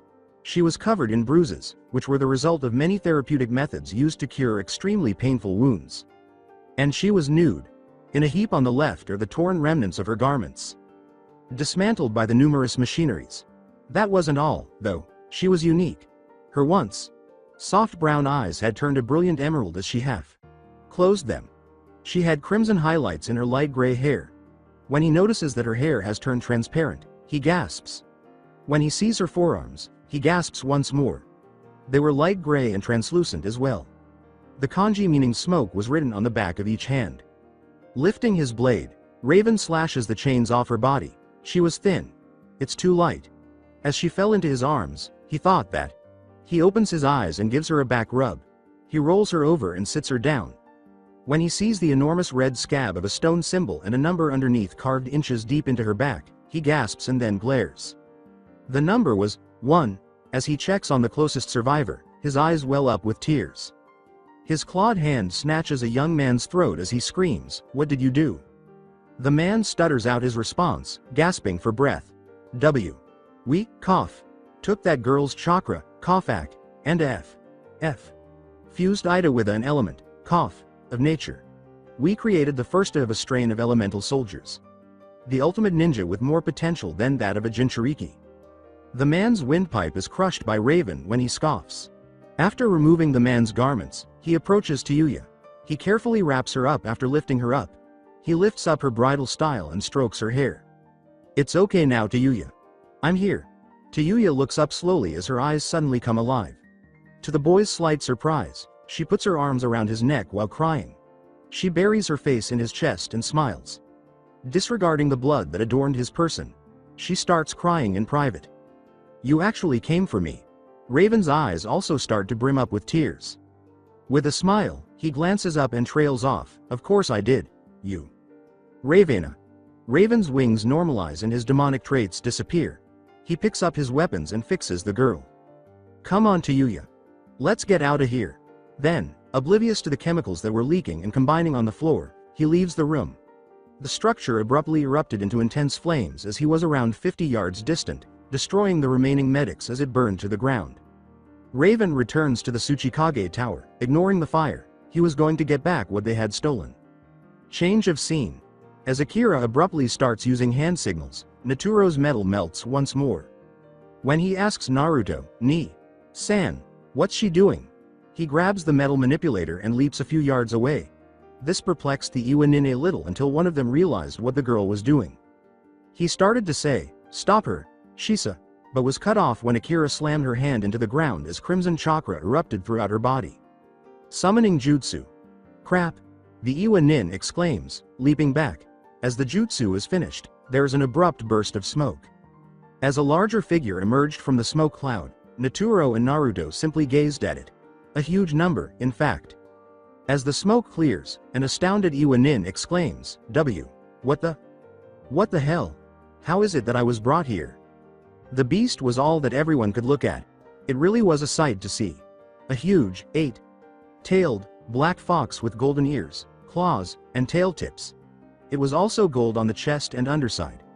Akira Uzumaki held his head between his ears, panting fiercely. Answer me, humans, or I'll eat you all right now. Iwanin take a step back. Akira says, fine then. The fox stiffens and suddenly freezes. I called you, Fox. San. My siblings and I need your assistance. What? Akira stands up shakily, walks down the fox's muzzle, and gazes into its enormous golden slitted eyes. After giving Akira a few sniffs, the fox widens his eyes and catches her by the tail, bringing her to his nose. You're not your typical person. Why do you smell like Kyuubi? Sama, girl, tell me. Tensing up, Akira says, if you help us, I'll tell you everything. What gives you the impression that I would assist a brat like you? Akira gives the fox a tense look and says, all right. Would you believe me if I told you that I am practically a member of Kyuubi? Interesting assertion, huh? What's your name, girl? This is Akira. Could you tell me your name? My name is Shadow no Hachibi Kitsune, the fox replies, nodding. As the second in command of the Kitsune clan, I'll offer you a hand if you're telling the truth and have signed the contract with our clan. Tell me now which human beings require our assistance.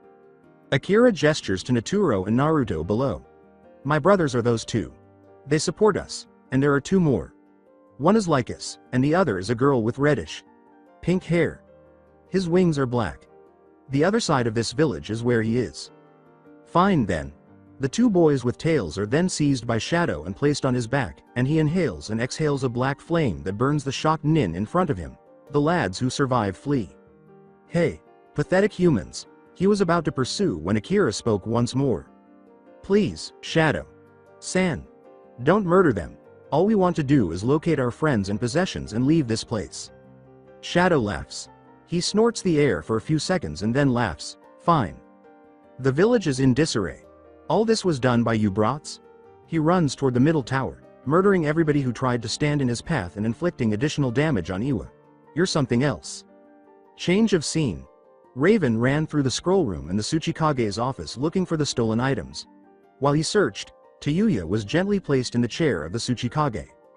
He exclaims, at last, as he reveals Naruto's blade and the Hikiri Forbidden Scroll.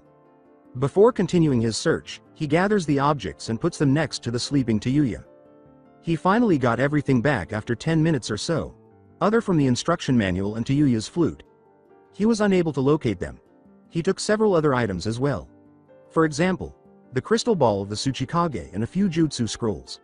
For this item, he had intentions. Additionally, he took care to replicate a few jutsus from Iwa's Forbidden Scroll before grinning and destroying it with his feather sword. He exclaims, stupid grown-ups don't deserve these, and gets ready to cut away a piece of wall. However, he pauses when he hears a massive object fall outside, Grasping his weapons more tightly, he moves toward the window. His eyes widen at what he sees. His siblings were sitting on the back of a large fox. With a sigh of relief, he uses his weapon to smash the wall. "Guys, am I glad to see you, look, I got our stuff back." With a smile, Naruto jumps off the fox with Akira and Naturo. Before they get to the things that Raven has gathered, they rush up to him and give him a hug.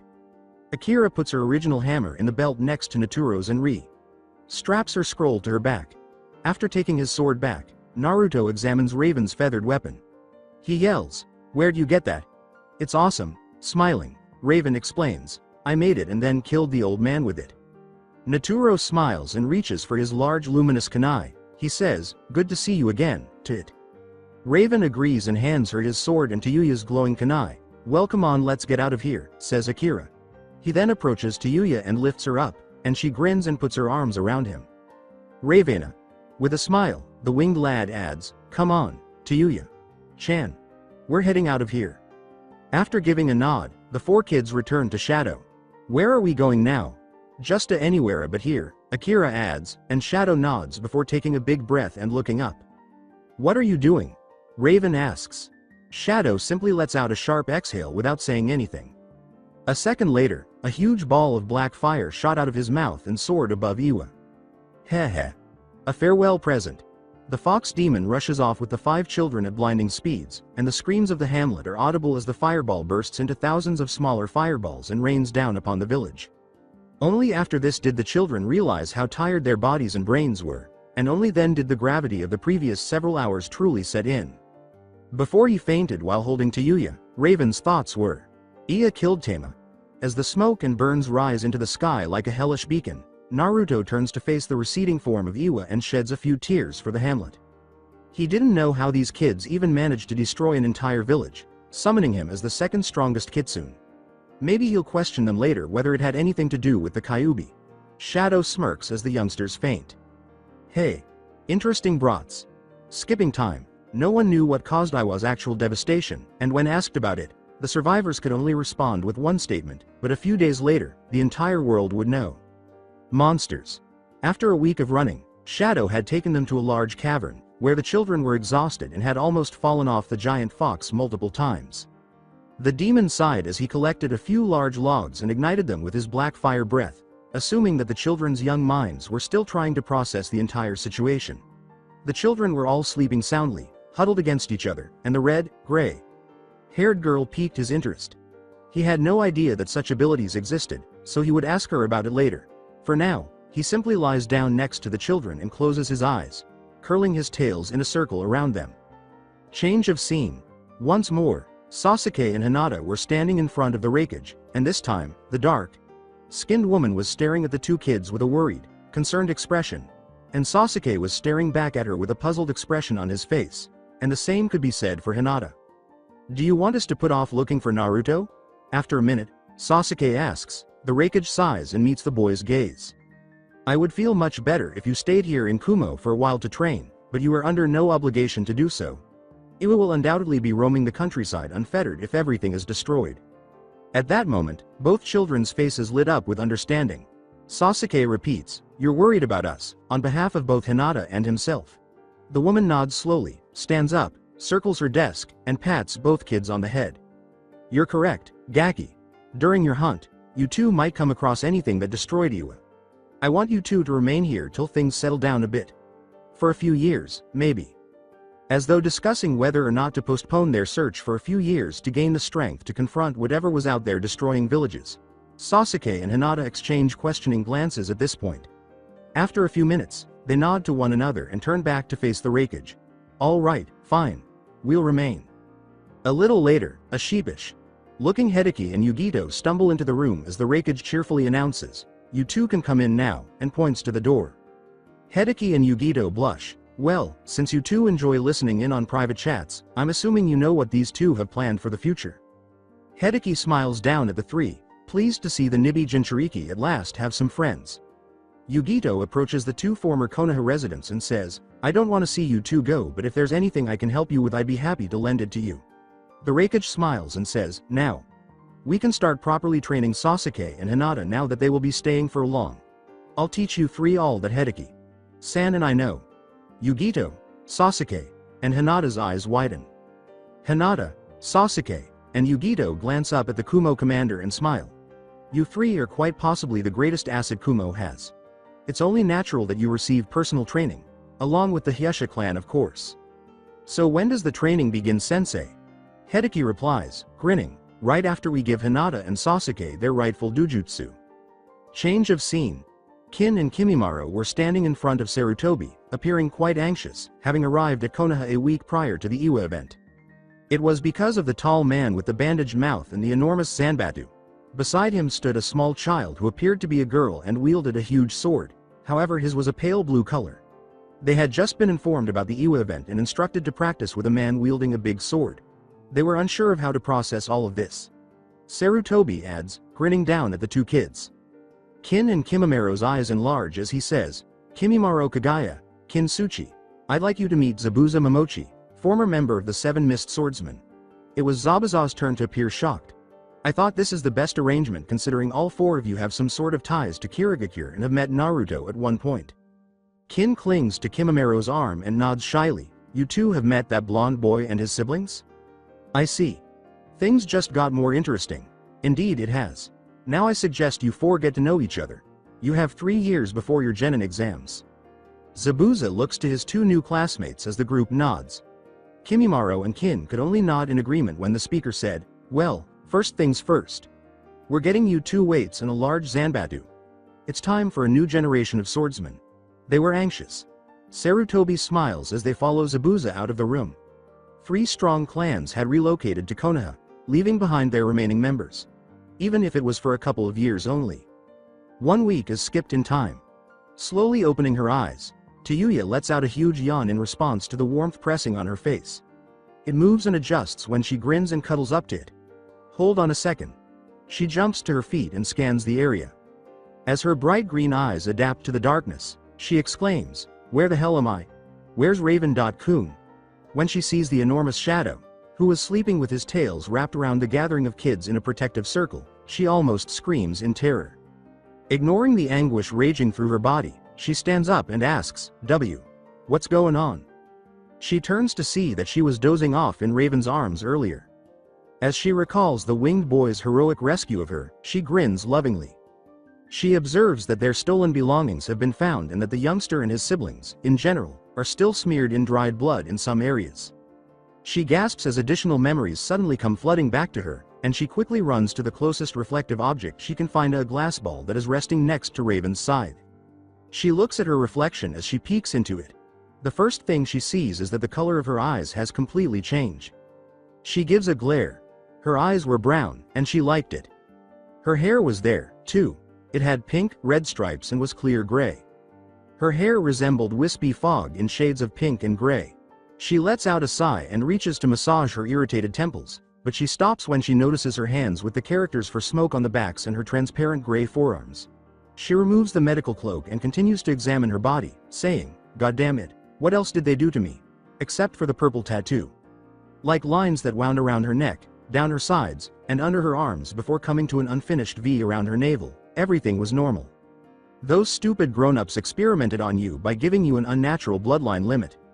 Akira was standing up and attempting to wipe some of the dried blood from her face when Tayuya turned around. Tayuya observes bewildered. She asks, bloodline limit? Akira gives a nod. Yes, Raven Knee. San informed me that when he came to get you, they told him that they had altered your blood and chakra by mixing it with a natural elementa. I assume they used smoke. What does that mean, then? Fortunately, someone else chooses to speak up, and Akira, whose own eyes are swimming with perplexity, glances at Tayuya without really knowing how to convey this. It indicates that you are the only one with control over smoke, girl. This includes creating smoke shields and weaponry that emit just smoke. These are only a few of the options. After forgetting about the enormous fox, Tayuya freezes as she meets Shadow's large, golden eyes. Her mind then processes what he just said. So I'm some kind of smoke freak? With a hint of sadness, she asks. Akira approaches the other girl and gives her a hug. Don't call yourself a freak, Tayuya. You've simply changed. Everybody is, somehow. After calming down, Tayuya pushes Akira away from her. Yeah, you're right, but keep the sappy hugs to yourself. Akira chuckles. Anyway, what's going on? Who's the giant fox and how did we get away from Iwa? All I remember is Raven.kun going psycho on the people that had me chained up. I think he even killed the Tsuchikage. There's a fourth voice this time. Naturo was the one. As he says, his voice sounds as dispassionate as ever. We were all taken prisoner at Iwa. Since we are linked to a man named Kyokodo Uzumaki, Ni.san and I are 3. Raven became upset when they moved you somewhere else. He became furious and began to channel Kyuubi. Sans chakra. Half the community was destroyed by him. His only concern was saving you. Naturo laughs as Tayuya smiles again at Raven, becomes violet as she realizes she's still nude, and then swiftly grabs the white robe and wraps herself up. Jackass. It's not amusing. She yells. Naturo calms down and goes on. In any case, Shadow is the enormous fox. He is the Kitsune's boss summon. Kyuubi taught Akira the seals and made her sign the summoning contract. In a pinch, she can call for assistance. I believe Shadow was the reason we were able to get out of UA a few weeks ago. I'm not sure how long it's been. I've been sleeping. Shadow stands up and lets out a huge yawn. Naruto and Raven awaken as a result. What hit me? Raven complains. With a shaky grunt as his joints oppose the action, Naruto stands up. So you're finally awake, holder of Kyuubi, Sama. Naruto's eyes widen as he glances up at Shadow. What? Why you're that huge fox? Shadow laughs. As the kids looked up at his shining white and incredibly large fangs, they heard a sound that makes them more afraid than happy. That's right, human. My name is Shadow no Hachibi Kitsune. I saved the 5 of you from that pathetic human village after your sister called for my help. Naruto glances at Akira before the memories suddenly return to him. He drops on one knee and draws in a few deep, forceful breaths. Silently, that's right, he says. Then he turns to find Tayuya and Raven grinning at one another. So we really did kill all those people, eh? That's right. I was quite impressed. By the time my assistance was needed, the village was already in ruin and blanketed in panic. You should be proud. Naruto and his siblings both glance down. We have nothing to be proud of. We destroyed an entire village. We. You did what was necessary to protect your companions. Hey. Those stupid humans just chose the wrong group of brats to fuck with. Naruto nods, but it doesn't change his feelings. Shadow senses the boy's hesitancy but chooses to ignore it. He had more urgent things to evaluate. With a full, calculating gaze, he lowers his head and looks directly into Naruto's eyes. You 5 travel alone? Despite raising an eyebrow at the abrupt inquiry, Naruto responds. If you mean do we travel with any grown-ups, then no, we have each other and that's it. Grown-ups have been nothing but trouble for us. I see ya. What made you ask such a question? First answer me this. Why is I to know? How is it you hold Kyuubi? Sama within your navel, and why do the other 3 smell like you and Kyuubi? Sama? The girl has already told me that she is a part of the queen, but how? Tayuya remains silent while appearing rather perplexed. She glances at Raven, but does not take any further action. Naruto kicks his foot a few times while glancing down. My hometown of Konoha was assaulted by Kyuubi 6 years ago. By the 4th, I had locked her in my stomach to prevent her from destroying Konoha. It also killed him. The residents of Konoha mistreated me as a result. I was hungry by them. Called me derogatory names and made multiple attempts to murder me. In the end, I moved out of the village to make some pals. Shadow's eyes enlarge as the knowledge hits him, and he raises an eyebrow at the delay. I take it that your siblings are human jutsu practitioners? Tayuya gasps and Naruto nods. Yes, a Raven, Akira and Naturo are modified cage bunchins. With incredulous eyes, Tayuya surveys Raven and the others. Shadow clones? Saying, we're all different in some way, Raven embraces Tayuya. Tayuya's eyes widened even more as she realized why they were always saying that, why they seemed confused when something that might have been related to their origins was mentioned, and why they viewed Naruto like the boss. When someone tells her anything like this, she does the only thing that comes to mind. She expresses her opinions about the matter. Well shit. I knew coming with you bunch of blonde bakas was gonna be better than staying in auto, she says, giving Raven another hug. Raven grinned. While Raven stood behind Tayuya, Shadow glanced at Akira and Naturo, who both had expressions devoid of emotion, and he pondered for a moment before continuing. Let me speak to her. Naruto appears astonished until the enormous fox approaches him and presses his snout to his forehead. Mindscape. It was a strange sensation for Naruto to be standing between a massive red fox with 9 crimson tails and an equally enormous black and gold fox with 8 tails. Shadow-san. What a welcome surprise, Kyuubi remarks. Kyuubi. Sama is the same. It is a huge honor for me to meet you. After grinning, Kyuubi changes into her humanoid shape, approaches the bars of the cage as closely as she can, and gazes up at the big fox. How about you change? Talking would be much simpler, wouldn't it? With his head bowed, Shadow responds, as you wish, Kyuubi, Sama.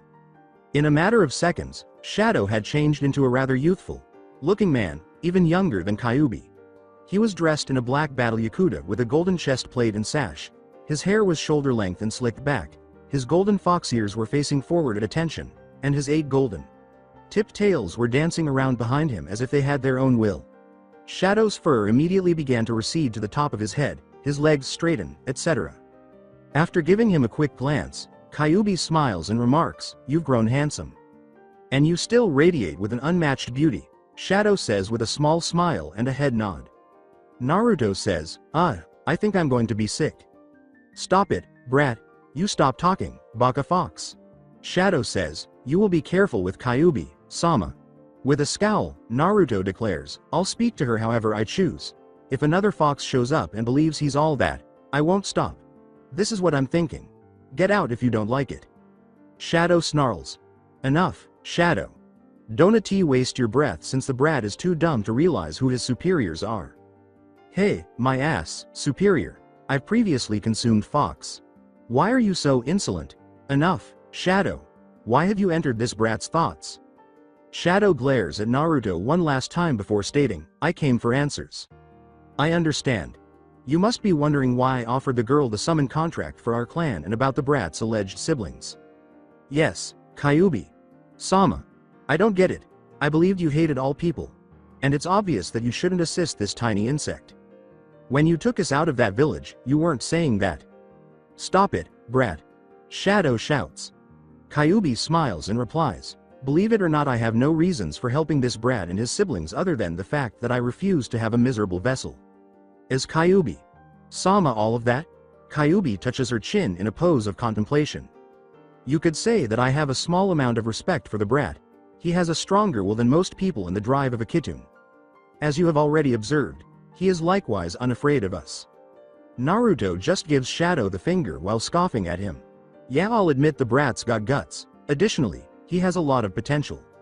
Smiling, Shadow remarks, "Hey, doesn't look all that impressive. Fox, stop talking. He may not look like much and he isn't much compared to us demons, but he has the potential to get there," Kyuubi says with a smile. His brothers and the other girl the humans experimented on also have this trait. They simply require the right direction, and because of his experience, they won't interact with human grown-ups. "I'll be happy to comply if you want me and the other members of our clan to train them," Shadow says after giving it some thought, despite the fact that he is a brazen brat. Naruto stops. He was not prepared to hear this. Training? From demons? This realization, for some reason, both delighted and alarmed him. Bowing to Kyuubi after glancing at Naruto, Shadow says, "It's good to know that you're still alive, Kyuubi, Heim." Then he disappears, leaving Naruto grinning. "So your boyfriend?" Kyuubi gives him a fierce look and uses chakra to drive him away. "Stupid brat," she replies, smiling just a little. When Naruto awakens in the real world, Shadow says, "And that's why I've decided to get you brats trained." "Really?" asks Raven, grinning broadly. With curious gazes, Akira, Naturo, and Tayuya turn to face Naruto. "The foxes respect us," Naruto boastfully declares. Instead of scoffing, Shadow warns, "Be ready. Because you 5 will be here for a long time. We have a lot to discuss." Smiling and letting a little smoke out of her mouth, Tayuya connects arms with Raven and adds, "After all the shit we've been through, I say do what you have to in order to make us strong." Shadow smiles and responds, "All right then," before performing a jutsu move that blocks the entryway and prevents anyone from entering or leaving. "Get the brats ready. For heaven's sake." Shadow was smiling in a way that none of them liked. So that's it for today. I hope you guys enjoyed it. Don't forget to like, share and subscribe to the channel for more awesome stories like this. Thank you. See you all in my next video.